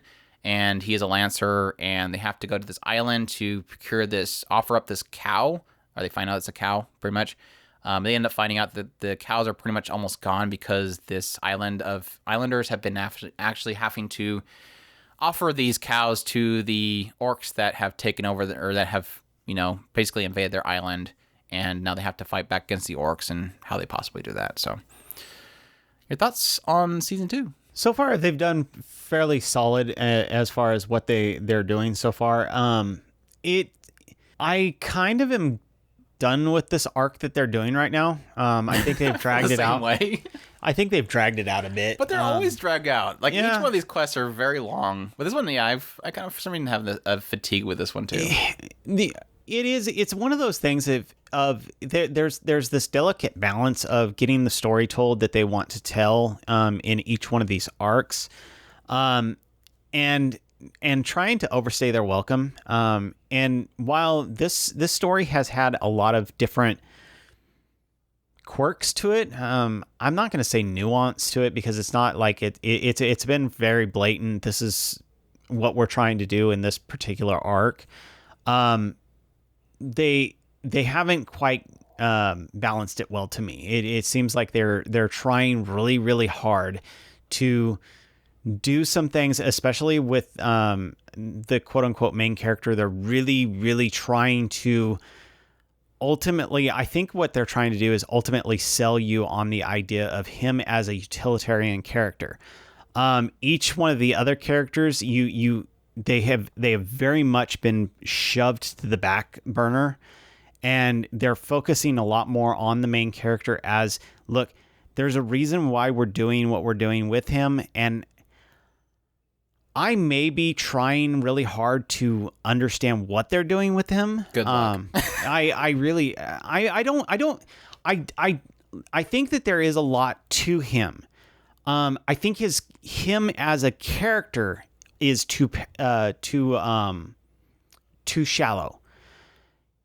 They're trying to make him work. Him as a utilitarian character, they're not selling him well enough to make him a viable candidate. And that's the biggest frustration I have with him. I think that the writer himself is doing well. I just wish that maybe it's because it feels like he's still learning his craft. And while he has a lot of cool ideas, I don't think he has the strength of being able to weave the story well enough. I think the issue that I have a lot is the only frustration I really had with the first season was Yatsuya. His kind of mentality didn't make sense to me. I like that they had him actually run into something basically blowing up in his face for the first season, and it felt very mature in the idea that they were willing to deal with something like that. But the thing is that by the end of the season, I never really understood him. He hated mankind. Like, he just did not like people. He wanted to basically destroy. He had this huge detest for civilization. And it didn't really explain that to me well. Like, they just show this stupid tree where him and his friends buried something, and that construction came in and took out the tree. And I'm like, okay, who cares? This is his driving force, why he hates everything. And then as we get into the second season, it's trying to hit on it again. He literally has this point in which he tells this girl, look, I'm going to take care of you and Shindo, and I'm going to get you guys through this. If something happens to Toki and something happens to Tori, it doesn't matter, because you guys are the important thing. And the way that he put it wasn't that he cared for Shindo or Hoka or Hako. It was more of an idea that they were a means to an end. Like, they were something he needed to get to the goal. And that's been a driving force this entire arc, is he is very goal oriented, and he doesn't care what falls in the wake of getting to that goal. And somebody even shows up and points it out that it's eugenics, and he says, yeah, sure, that's what it is. He's not very afraid of pointing out the idea that he does not care of who he steps on to get to where he needs to, as long as he gets to the goal. The end game is all that matters to him. And he's willing to use anybody as tools to get to it, basically. And what frustrates me is I don't understand him. I don't understand why he has this mentality. And it was so funny because at some point, Oyo, she at some point says, I don't understand why he thinks that. And I think it was Tori was like, yeah, it's all right. We don't understand him either. And I literally made that in my thumbnail, like, yeah, we don't know either. Nobody knows what's going through Yatsuya's mind. And I'm hoping, based on the idea that the writer's pointing that out right there, that he's going to explain it eventually, because I don't get it. Especially when it's been kind of countering its own, what's the better word? The writer is technically not keeping to consistency. There's no consistency to Yatsuya, because what happened this particular story beat, or this arc? He lost 2 people, and what happened? He mourned over them.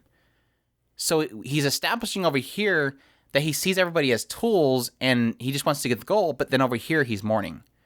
So he's being inconsistent with it. Now, he could end up eventually pointing out the fact that, hey, you mourned over them, so you actually do care about the people around you. At which that point, I'll go, cool. They kept consistent, but right now, it's a little inconsistent with how he acts and how he treats people around him. So yeah, my main frustration so far, it was the same frustration I had with the first season. The same here. What keeps me watching the show is that I enjoy some of the characters. I enjoy some of the story beats. I enjoy the mechanics of the world itself. I mean, it was especially with the first season, it was like this cool idea of anybody can die. You'll be resurrected after a certain amount of time. But if you all die at the same time, it's game over. And what does game over mean? So these elements are technically what keep me going. The class system, what he pulls off with these really crappy classes he's always given. Like now he's given blacksmith. And what does he do? It allows them to be more flexible with what they can do because he can craft weapons that all of them can wear, where normally they can only wield something of their class. So that element added into it is making it interesting. I like the mechanics of the world itself. I agree with you. I think this particular arc is going a little bit too long. I'm already kind of tired. And that I forgot to mention, the other kind of annoying thing that Yatsuya did this season was explaining why they're technically the bad guys. And I'm like, only Yatsuya would see it that way. It makes zero sense, but sure, Yatsuya would see that the humans on this island trying to survive against these orcs that are eating them is obviously them being the bad guy. But I'll leave it at that. I don't know. I have my frustrations, but I keep watching it. It's intriguing. I like some of the mechanics. But we'll see. We'll see where it goes from here. Everything kind of blowing up in their faces right now. There's like tidal waves, earthquakes, volcanoes, dragons. So we'll see how they can somehow pull this off. I'm Sitting on a Million Lives, second season. Check that out if that's interesting to you. The honor student at Magic High, or Mahoka Koko no Yutose. This one's streaming on Funimation, running for 13 episodes, being done by Studio Connect, which is a different studio than the one that was the regular Magic High. Should probably point that out. Genres are fantasy, magic, sci-fi. But yeah, this is based off of a spin-off manga from the regular Magic High series, which basically just follows Miyuki, who, of course, is the sister of Tatsuya, who is essentially the main character of the regular Magic High. For those that don't know what that series is, basically a world where mankind has made technology basically produce magic. So they're using technology to produce magic itself, and each of these nations are trying to build the best soldiers possible. So they have schools that basically develop people's magical power using capabilities, and it follows Tatsuya and Miyuki, who are said such students who are joining an academy. Obviously, the irregular part of the title is the fact that Tatsuya is scored terribly low, but yet he is still able to join this school alongside Miyuki, who's scored incredibly high. The quirk, obviously, is that Tatsuya just doesn't use his abilities in a way that would be registered high, or that he doesn't necessarily want to be registered high. So yeah, in the regular Magic High, like I said, it mostly focuses on Tatsuya as his inclusion in the school, whereas this particular spin-off manga is following from the very beginning the same exact story, but it's from Miyuki's perspective, which we'll get into my issues. But I've only watched 2 episodes of it, and that was pretty much enough for me to form a little bit of an opinion, but I'm sure you've watched more. Yeah, I think I'm pretty much caught up, except for one episode showed up yesterday or something. I don't know. It might have been another show that did that. I actually am really enjoying this. It is fun to see things from Miyuki's perspective. It is kind of really, I do love the kind of fan servicey aspect of it that they keep throwing in there. It is, I really kind of wish, especially when Andrew had messaged me and mentioned something, and I'm sure he's going to get into that in a second. I do kind of wish that I had done what my intentional intention was to, my initial intention, which was to go back and redo the entire show. I wanted to do that back when we were doing the second season. I wanted to do that with this one, because of some of the things that I do really like this story. There is some frustrations that I have with Tatsuya, and now I'm starting to lean towards Miyuki's got the same problem. But it's not enough to kind of dissuade me from really liking it. I like the characters. I like the kind of overall story. I like the aesthetic. There's just so much to this show that I do really enjoy, that even my kind of beefs that I have with it are not enough to take away from me. I just really, really enjoy this world. Yeah, the first season's pretty fresh in my mind because when the second season came out, I pretty much rewatched the whole thing. I know that I dropped off pretty late in the first season, so rewatching the entire thing probably seemed pretty logical, but it ends up benefiting me now because now I'm watching this, which is supposed to be a spin-off from a different perspective. I'm noticing that they're technically changing things. Like, it's supposed to be about, let's see the same story, which was mostly from Tatsuya's perspective, but let's see it from this other perspective, which is Miyuki. And the problem that comes from that is that they're changing things in the story. Now, I'm not sure if maybe, I've only watched the adaptation, so maybe the adaptation changed it, and this manga being based off of the source material spinoff, maybe the source material was actually correct. But, yeah, like, just having... What bothered me so much is that it's changing things that technically change the significance of certain characters. Like I told Chris, the first fight they have after school, where you have a bunch of blooms who are basically the high-ranked people talking about how inferior the weeds are, which are the people that were lower-ranked when they entered, that class difference between them, which has always been a present thing with the series, was essentially these two people basically flexing at each other at some point. And instead, they removed one of the characters in this one and put somebody else in their place, and it didn't make sense why the person fired at them. So you have basically the glasses girl from the original series. She was essentially put in place of, I don't remember his name, but it was Tatsuya's friend. He was like this, he was more of the bronze guy. He's more about body enhancements. And he was the one that was fighting against the guy. But they changed it to where they were shooting at the poor girl with the glasses. Like, why would they be shooting at her? She did nothing in that scene. And then Agarst, again, the other girl with the baton, shows up and knocks him out. In the original series, 3 of the blooms started activating their magic. In this remake, none of them started activating the magic. Instead, Honoka does. It's like, that doesn't make any sense why Honoka would be activating a flash, because in the original series, she was activating it because 3 people were casting. So it's like, again, you're changing things significantly there. And then again, having it be Honoka be the one that actually pushed Miyuki to sit with Tatsuya, which wasn't in the original series. Miyuki did. So again, they're changing why characters do things in order to make them more significant. They're obviously trying to paint Honoka as being more significant than she was in the original series, which she wasn't really significant. She was kind of a side character. She made her points here and there, but she wasn't really significant. Even still, I do like, especially Shizuku.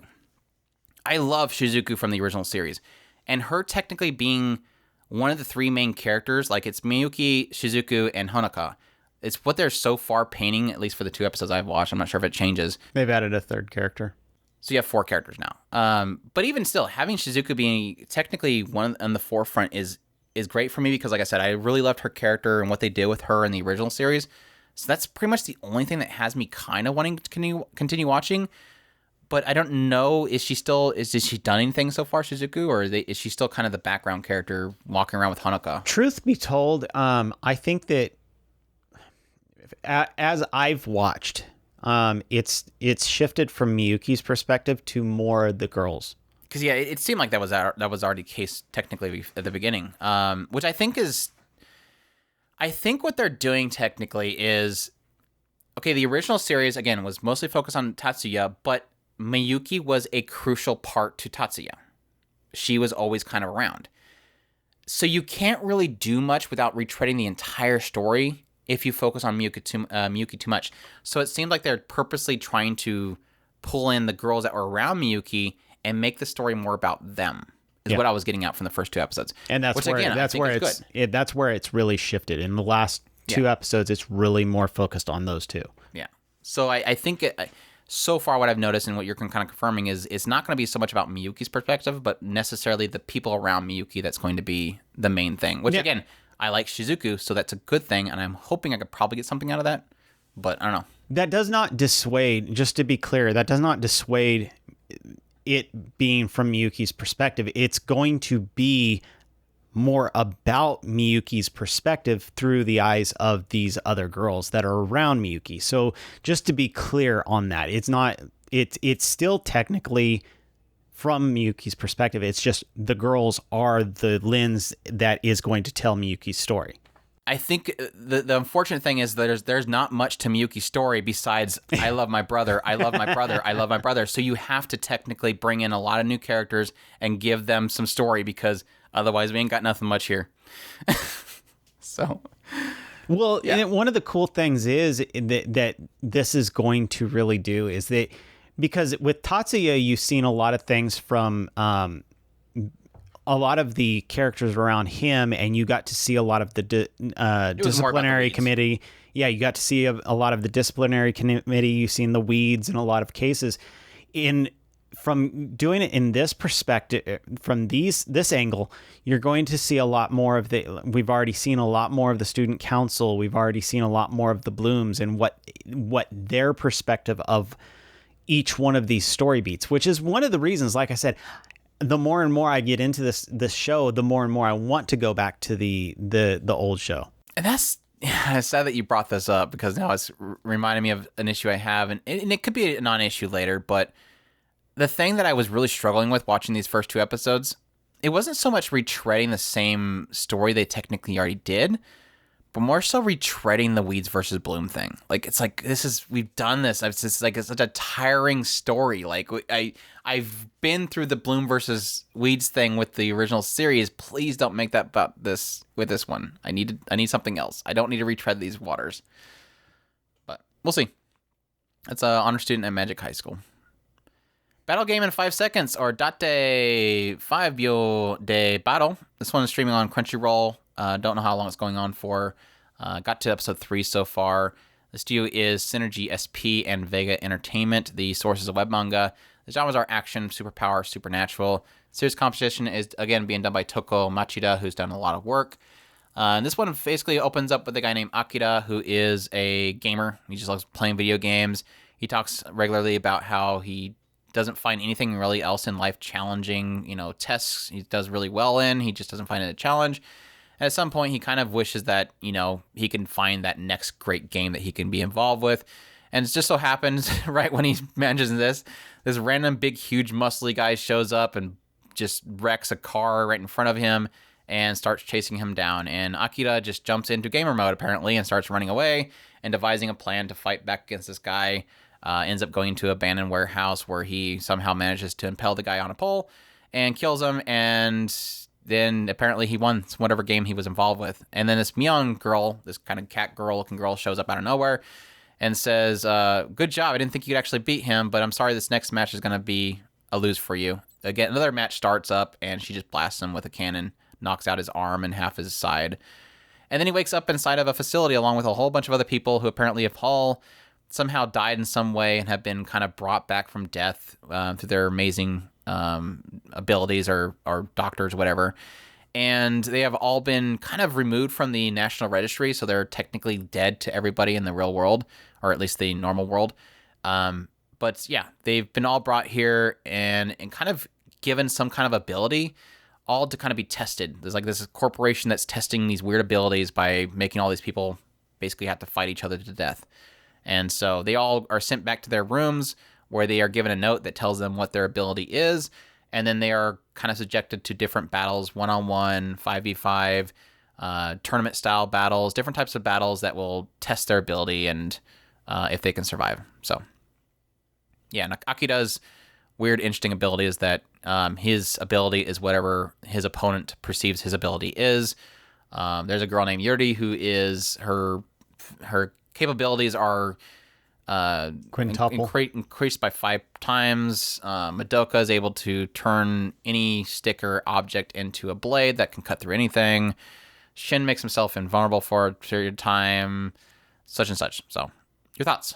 This one was the one that I chose poorly on. I wanted this. That first episode to me came off so Not necessarily the battle that Andrew was talking about, more the idea of the power really fascinated me. And I really, really wanted this show to work so well. When I went into it to catch up on this show, I was so frustrated. I walked away. I was like, I wanted this to be kind of this really cool kind of, how do I play mind games with my opponent?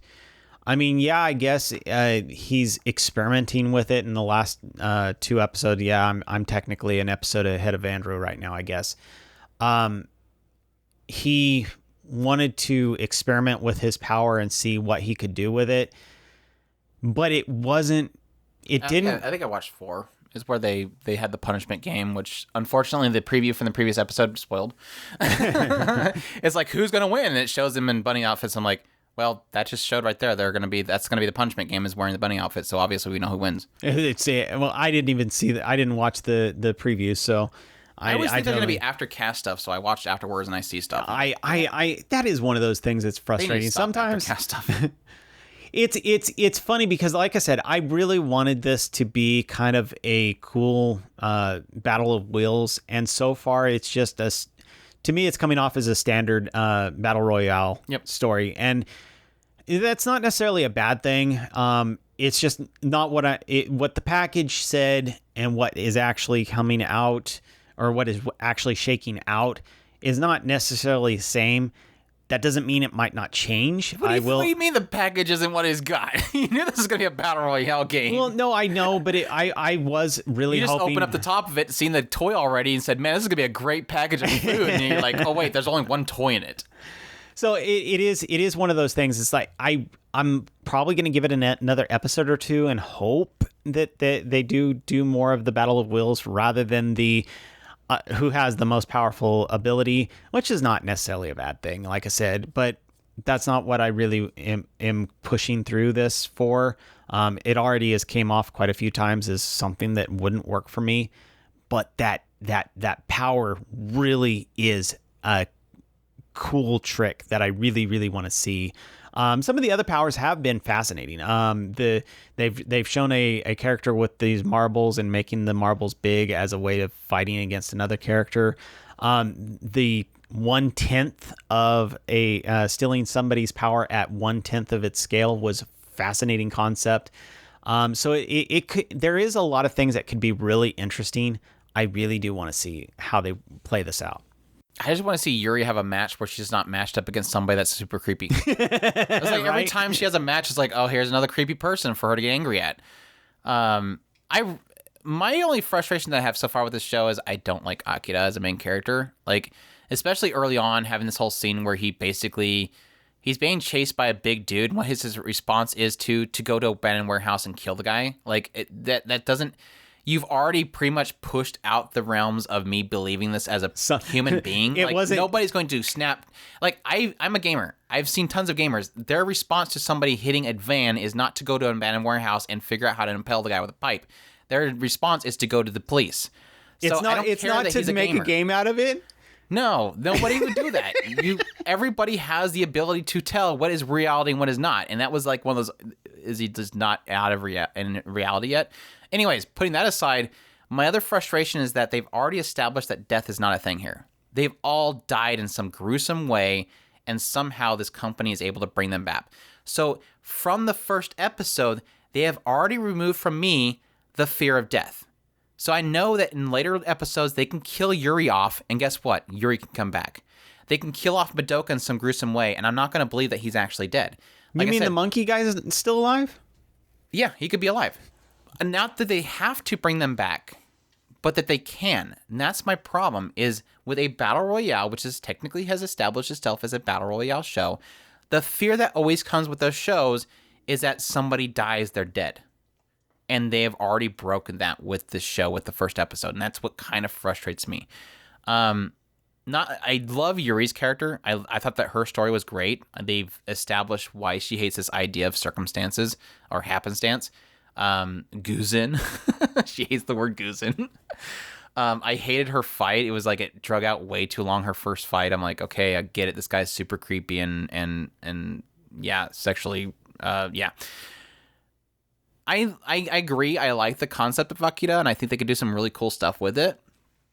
Yeah, the experimenting with it and everything like that. It can really turn into something really cool later. And the idea of possibly, I'm just waiting for the moment where he has one person he tricks into thinking it's something, and then somebody else shows up that is an opponent that thinks it's something else, and how it might end up conflicting there. So it has the capability of some interesting stuff with his ability. It is interesting, the idea that some of these people have really stupid abilities, and you kind of wonder why they need to test it. Like the first fight for Yuri was literally a guy who can smell the condition of somebody.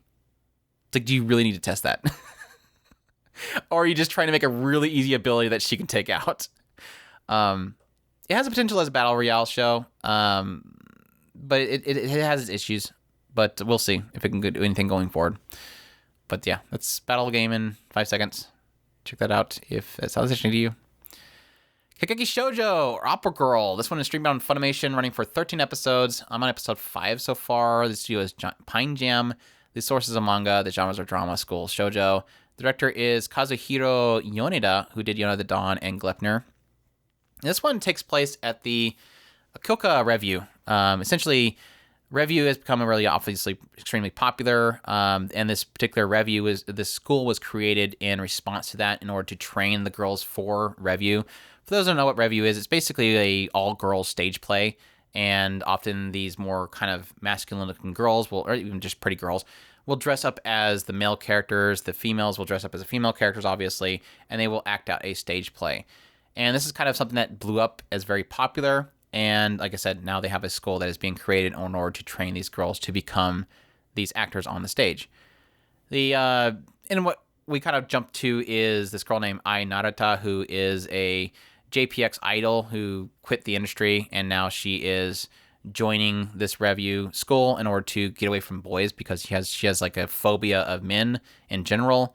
Then there's also this girl named Sarasa, who is basically a girl that really badly wanted to do kabuki, and because she's a girl, they kind of rejected her from being able to do kabuki, but now she is kind of enchanted by the world of Revue, and now she wants to join a Revue school and become like the lead in those particular plays, which is definitely difficult because she's extremely tall, and the role that she wants to be in doesn't really like tall people.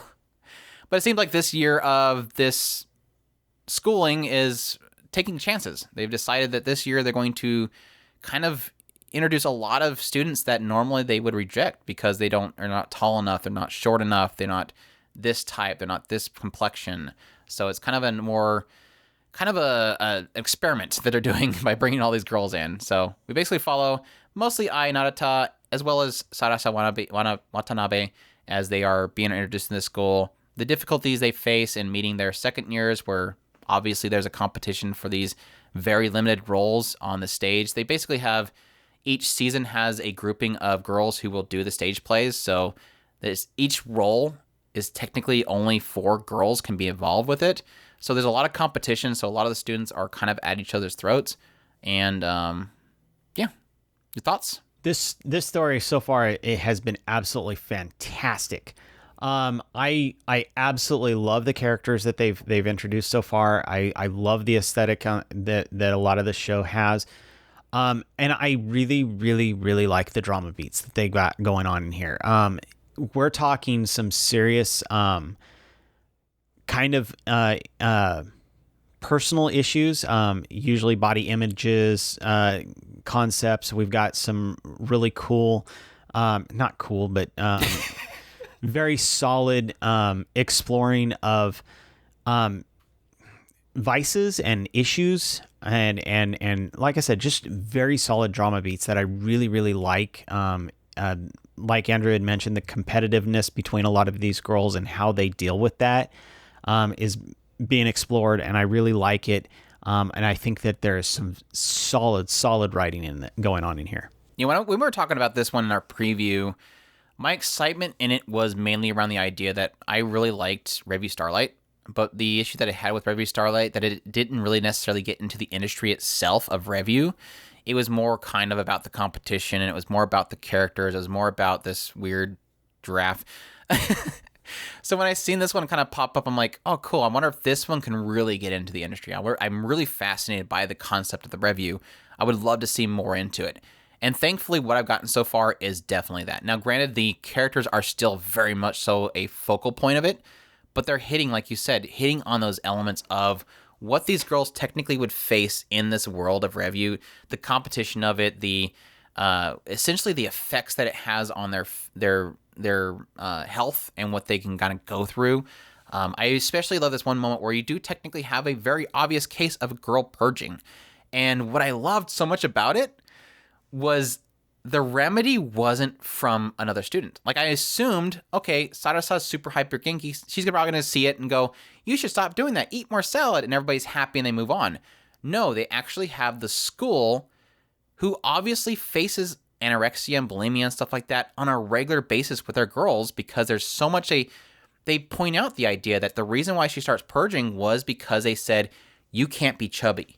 And where, Sarasa's like, no, some men love chubby girls. It's okay that she can be a little chubby. This lady's like, no, our primary audience is females, and females have a sharp eye for this stuff. They're coming to us to watch a fantasy, and you have to have perfection in your form. And so this obviously weighs on her to start purging. But like I said, what I love is, yes, Idaten notices it because she's from the idol industry and she had a coworker in that field that purged as well. But no, it was the teachers that say, yeah, they've seen the signs. They've seen this is obviously a thing that they would go through. And they were the ones that addressed it. And I'm like, I like that they involved the student body. They involved the teachers. They involved everything to point out that this is a structure of the Revue world. It's not just about Sarasa fixing with hypergenki or I fixing with coldness. It's about the industry and what they're going through. And I really did respect that willingness to do that.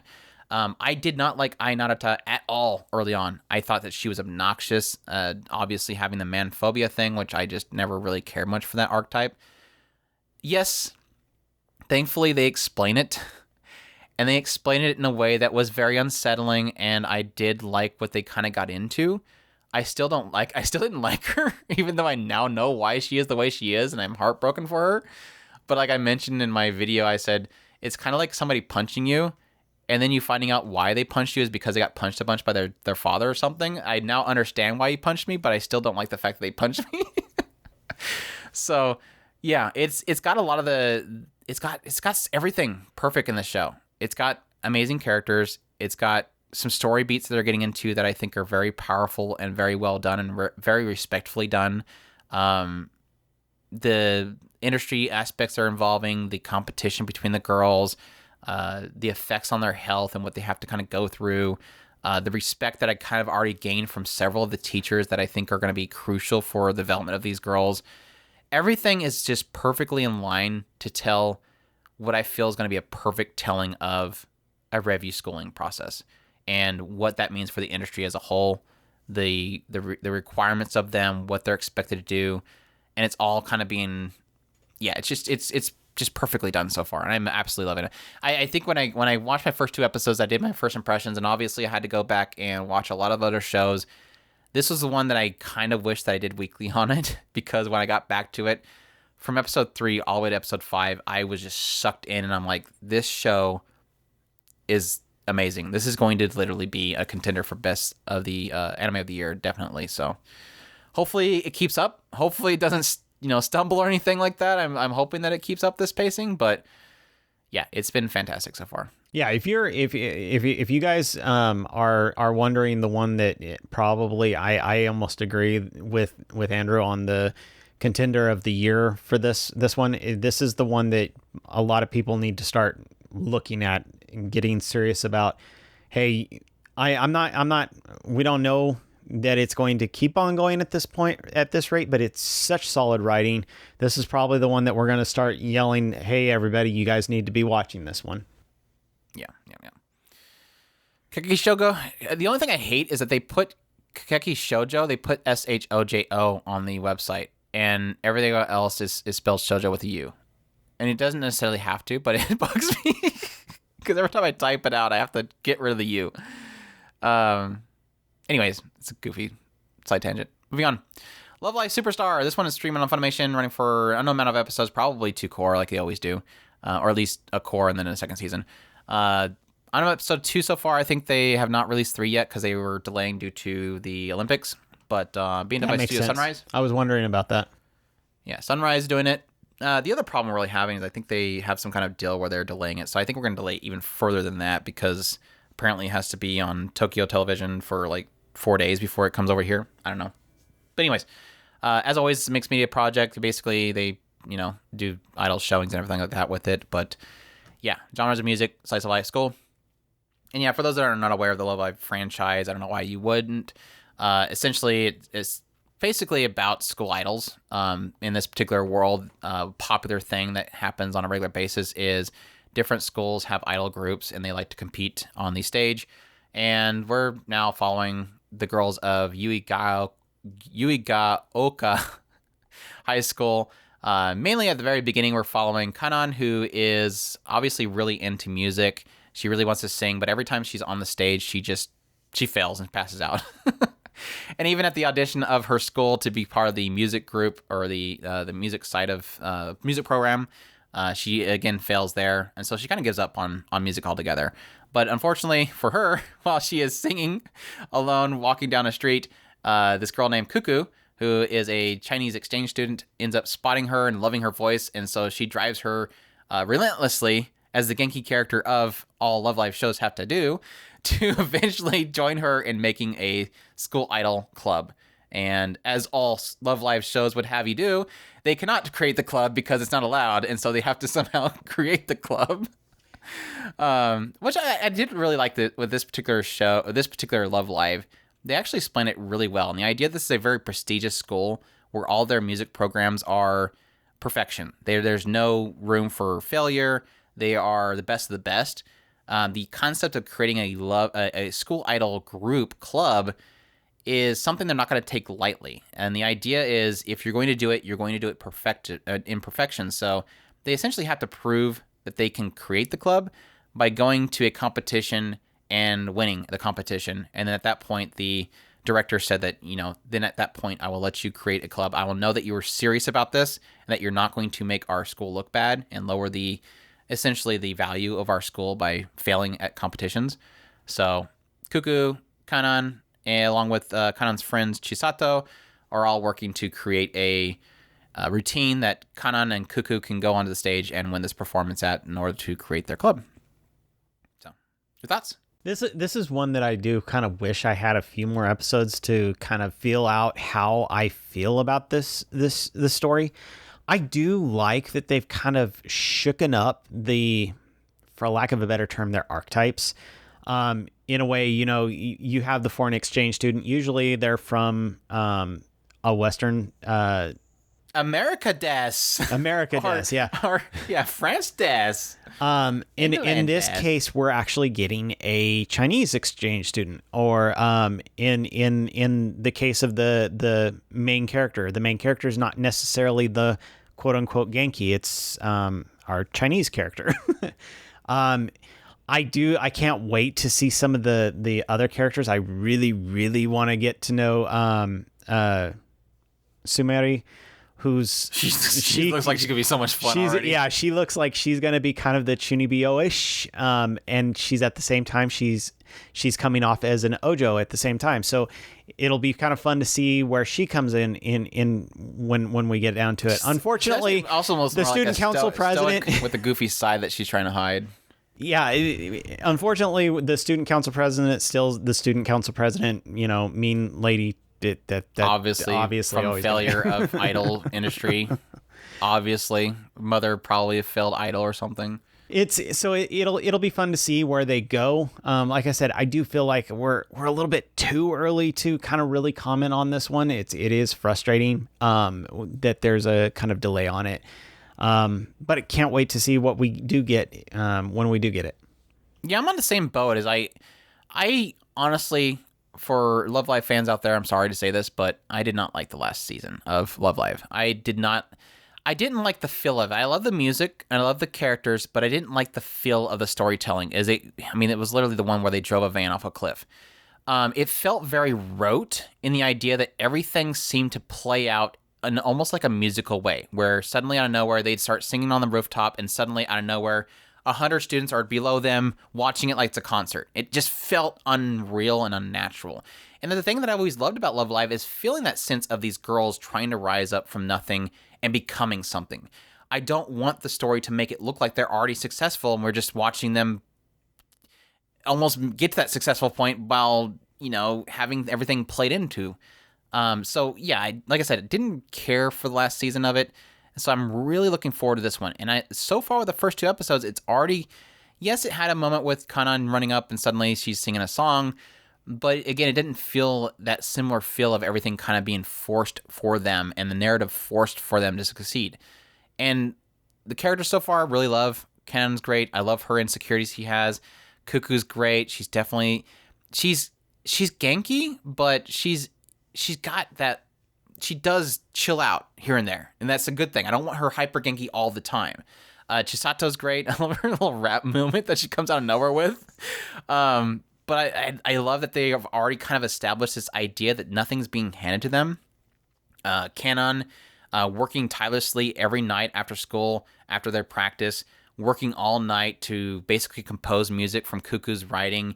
You get the fact that Cuckoo has been basically dreaming for this entire life. All this stuff the lyrics that she's wrote, she's obviously has a passion for it. You see Chisato basically taking time out of her schedule in her dance club to come there and show them how to dance, how to get fit, how to raise up their stamina. They've already kind of shown me that these characters are willing to put in the grit in order to actually succeed. And that has me kind of attached to these characters. The other thing I actually love, and I'm surprised you didn't mention, a small cast. I'm happy for once that we can take a step back from having 9 to 16 characters in the cast that we have to deal with their stories, which I'm fine with having a lot of girls, but I'm not so much liking the idea of having 24 episodes to basically flesh out an equal number of girls. I like that we have a small, what seems like so far, I mean, it can change with the next core. I don't know where we get the second years in, but right now we have a cast of 5 girls. And so what that allows us to do is really focus on these 5 girls strictly and really flesh them out. And I hope that will turn into something that will actually, be beneficial to this cast. But like I said, very much a breath of fresh air.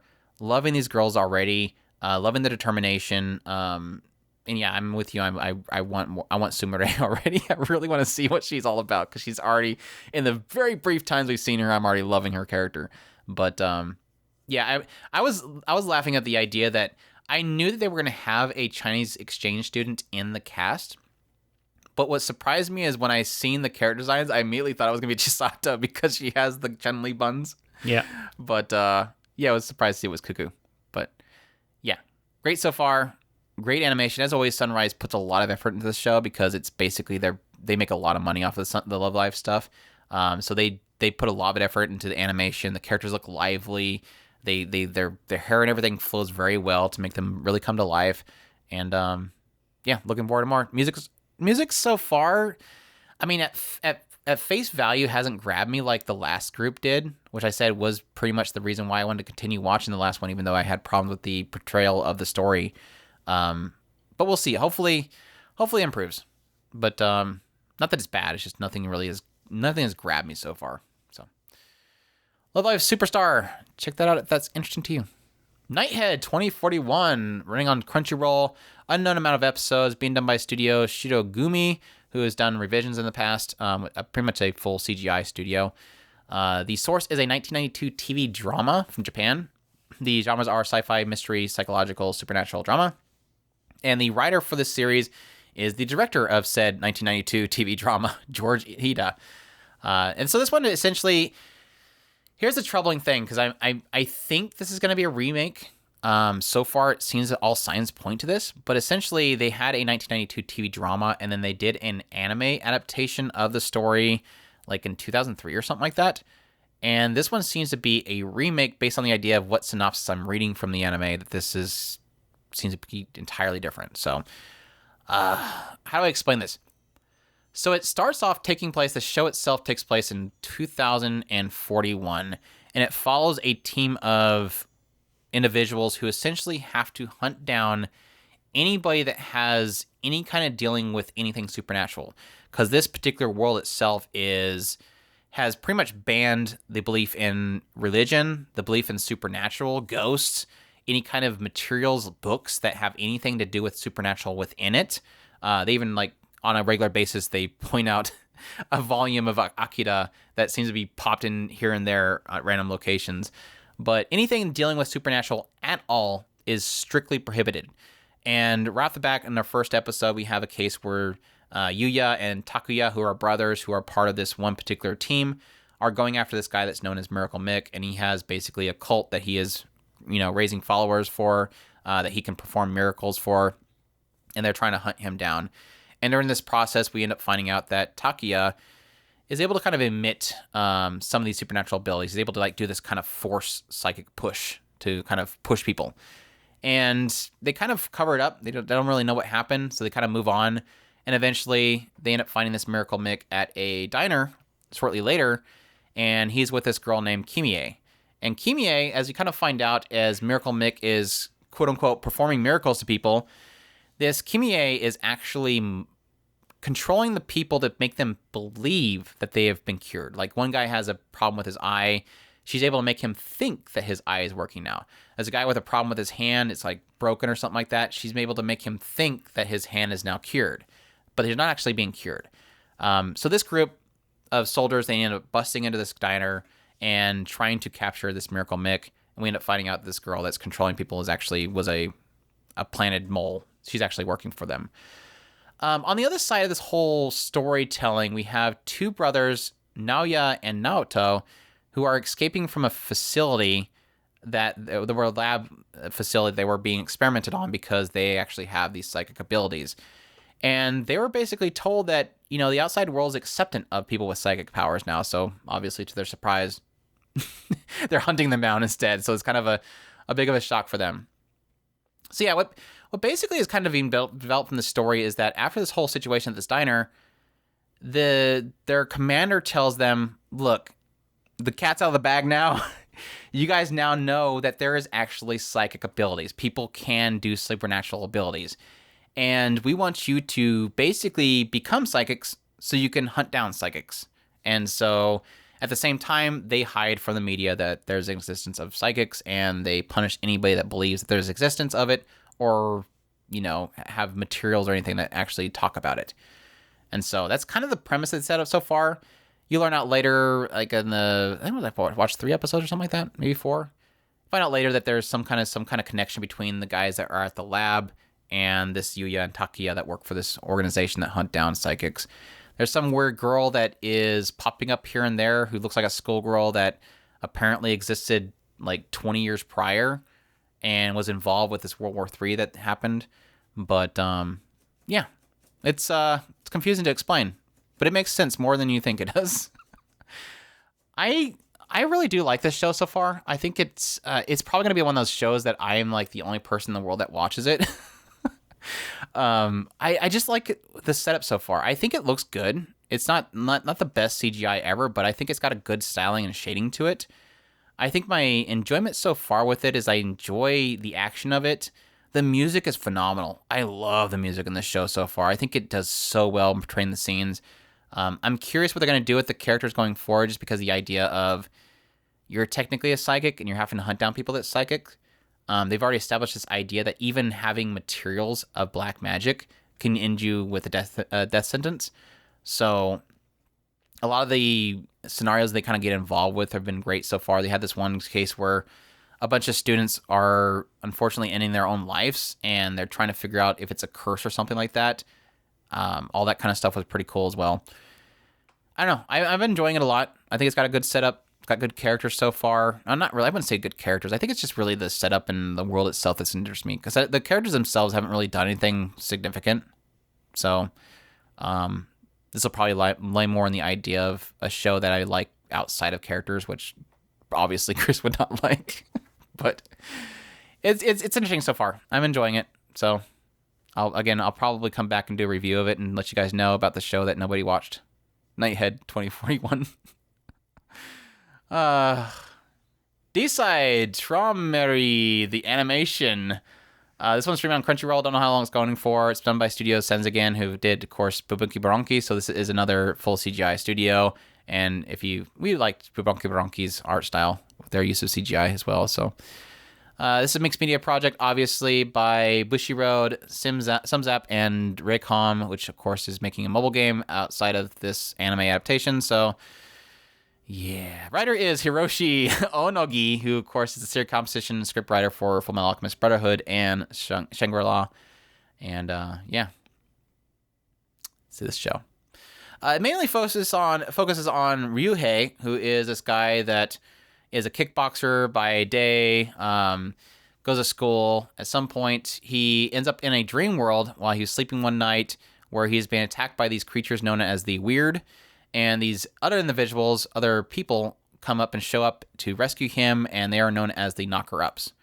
And the Weird are basically creations from this thing known as the Desaria, who essentially feed off of the desires of mankind and grant their wish by turning them into a weird that will then attack the dream world and sometimes the actual world in order to grant their wish, which is to most of the time kill somebody that is affecting them in life. And the Knocker-Ups show up to beat them up. And Ryuhei basically being able to see all this is obviously a potential person to become one of these Knocker-Ups. And so while they are currently fighting some guy that is upset from losing his rank in a mobile game, they end up kind of awakening Ryuhei to his ability to becoming a Knocker-Up, which fights these nasty things and saves people. Then like the later episode, I think it was the second, third episode, I don't remember. I'm pretty sure that's second episode because that's as far as I got. Where they get into Eri and her being abused by her parents and then becoming a weird, and then him helping her not be a weird and become a Knocker-Up. I didn't see that. Okay, that's third episode. So your thoughts on D-Side? Did you decide on your thoughts on D-Side yet? I thought it was doing fine. There wasn't anything that was particularly dragging me into the third and fourth episode. Did you say 4 episodes were left? Huh? We don't know how many episodes running for. No, I meant yeah, I didn't get the third and fourth episode. So I don't know. I nothing about it was really bothering me, but at the same time, there was nothing in there that was really dragging me into continuing to watch. So I'm middle of the road on it. Maybe I will go and check it out. So it is what it is. Yeah, I think the thing I ran into is I started watching this show, and I like the style of it, even though it is CGI. I think, like I said before, it's got a nice styling to it. Yeah, I've only watched 2 episodes of it, so you only watched 1 episode. Oh, okay. But yeah, so the first episode didn't really sell me so much on it. I did like the style of it and everything, but going into the second episode, I was impressed by the fact that they were willing to get in some pretty tough stuff with Eri's story. They, again, get into spousal abuse. They get into the controlling nature that plays upon the children of the family. Those kind of inner conflicts that she kind of faces, the desire to become stronger, but yet the fear of being without strength in order to overcome something. It was definitely hitting on a very adult subject. But being in the fact that they resolved it within the episode it did, I couldn't shake the fact that this was based off a mobile game. And it was one of those things where I completely forgotten that it was essentially something being created alongside a mobile game, that when I went in and looked it up, I'm like, yep, this has all the trappings. It has the mascot character, it has the bad guy, it has the bigger bad guy, it has the small stories that it's telling, the very kind of meh main character. It just feels like a mobile game. And even with that really kind of pretty solid and strong story it was telling with Eri, it couldn't shake that feeling of the formula of a mobile game story. And that's kind of what made me kind of take a step back and didn't really watch anything beyond the second episode.